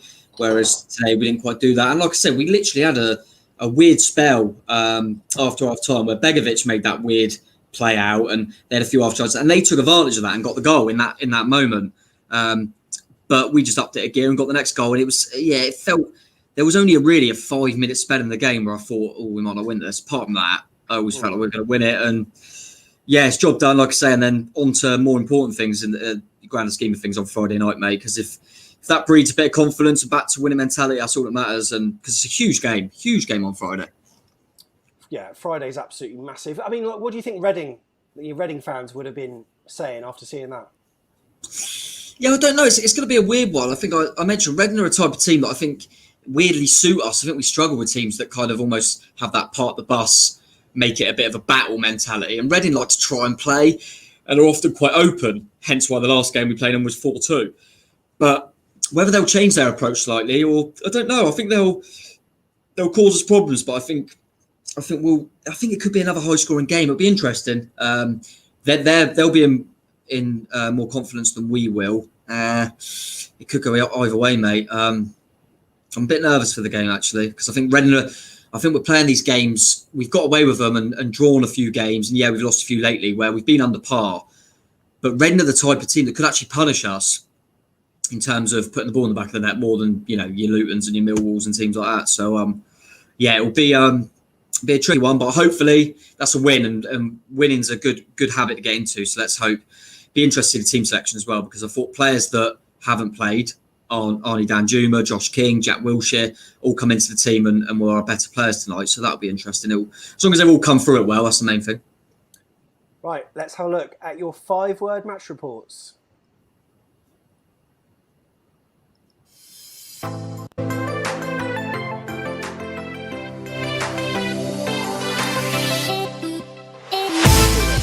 So, 5-word match reports have been coming on, and they gave us a good game.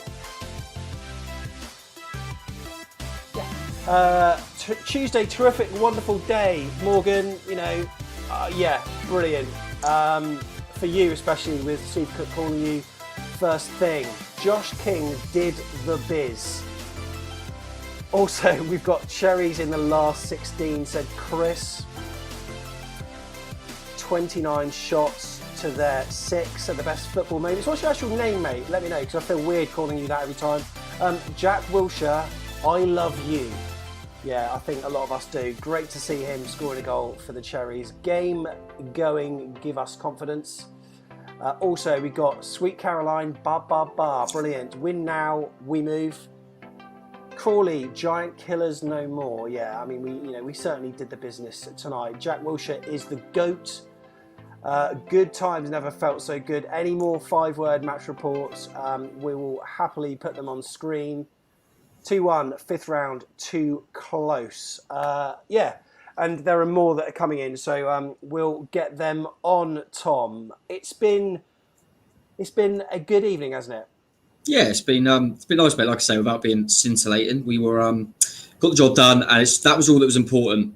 Ahead of tonight, like I say, we wanted to beat them 5-6-0 and then look amazing. But the simple fact is, we needed to get back to winning ways, and we've done that.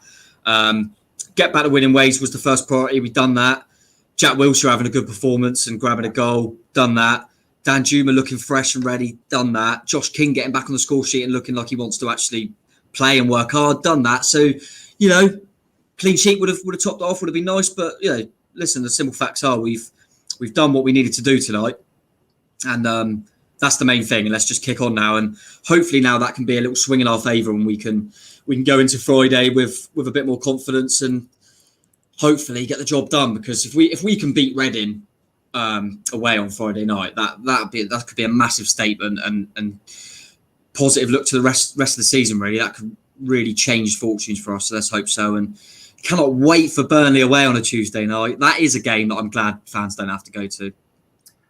Do you think that our form, around that fixture will dictate the type of team that he puts out? Because I think we've alluded to it already, that he needed to play a side that would, put us into some good momentum ahead of that crunch game live on Sky on a Friday night. And I just wonder, if we're in a rich vein of form, is he going to play the same guys, or is he going to maybe put more of a blend in there? Because it's a very difficult equation, isn't it? Because I remember, a number of seasons ago in the FA Cup, 3rd round, Eddie Howe at Millwall, one of the worst games in a long, long time. We lost 3-0. It was shocking. And then our form in the league dropped off a cliff after that. And I just wonder, maybe JT will be a bit mindful of that. Yeah, definitely. And I think, if we were to go, let's say for argument's sake, unbeaten and doing really well from now until the Burnley game, it'll be difficult to change too much because you want to keep that momentum going and things like that. Equally, you don't want to if we're on a good run, you don't want to go to Burnley and lose Dom Solanke and Dan Juma to injuries or whatever. It's difficult. I think you've also got to look at the game in hand as well. And Burnley, we all know what Burnley are like. It's the type of game where I think I'd rather have like a Carter Vickers in there. Do you know what I mean? A bit of sturdiness. It could be a game for Lerma potentially, but not sure if I'd want people like Jack Wilshere and Dan Juma in that playing against Burnley. But who knows? Listen, they'll probably make a few little tweaks as well because they'll be concentrating on the league. But let's look at it another way as well. We're getting quite far now. Burnley's not totally unwinnable. No, it really isn't. We're a top team in the Championship. They're a weak team in the Premier League. There's not that much in it. That's brilliant news, by the way. Watford dropping 2 points. That is a plus. I didn't see that tonight. But let's look at it properly. If we beat Burnley, suddenly you're going, Liverpool are out, Arsenal are out. We're probably going to win the FA Cup. That's what I'm saying. We absolutely love that. FA Cup Championship double. Imagine. My God, mate, absolutely superb. Well, you know what? It's been a really enjoyable show tonight, and in many ways, I'm kind of glad that we don't have to sit through extra time and then penalties, because not what we need. But Cherries tonight beat Crawley 2-1. There's no Watchalong on back of the net tonight. There's going to be some fallout, of course. Check our Twitter account for more details. But also, Friday night, we're back with the post-match free-for-alls after Reading. Looking forward to doing them and getting you on air once again. Tom, can I just finish by asking you for a man of the match and any players that you feel stood out and maybe need a bit of praise tonight? Yeah, I think on the whole, the majority of the team deserve praise. I thought we played well most of the time. There's a few players that still weren't quite to their levels, but overall they done well as a team. I would say you've got to give credit to Josh King, match winner, worked hard throughout. Dan Juma, brilliant to have him back, and I thought he was good throughout. And the rest of them I thought were okay without being brilliant. So probably King and Dan Juma, but you know me, I'm a sentimental man, and my man of the match is going to Jack Wilshere. Jack has to. Wilshere. He probably would have if he had come on for a minute, But he got the opening goal. He done everything well, didn't he? And he looked fit and fresh, and he gets the nod for me, mate. I'm absolutely buzzing to see him back. Mate, yeah, really enjoyed tonight, mate. Tom, thank you so much for your company. It was an absolute pleasure. Really appreciate it. And maybe, just maybe, we will do this again in round 5. And then what's that? The quarterfinals after that? And then Wembley? Oh, I can't wait for an FA Cup final watch-along. Oh my God. Unbeaten, mate. That, mate. We're unbeaten on the watch-along. Unbeaten. Has to go on. Has to go on. Tom Jordan, thanks very much for joining. Cheers, boss. And thank you everyone that has been on today. We really appreciate it. It's these kind of watch-alongs, we're not going to make it a habit of them. We do like to enjoy watching, but I have to say, really, really great to have a community with Back of the Net. Make sure you subscribed if you haven't already. And yeah, just want to say again, thank you so much. We'll see you in the next one of the Cherries. Back in the net! Back in the net!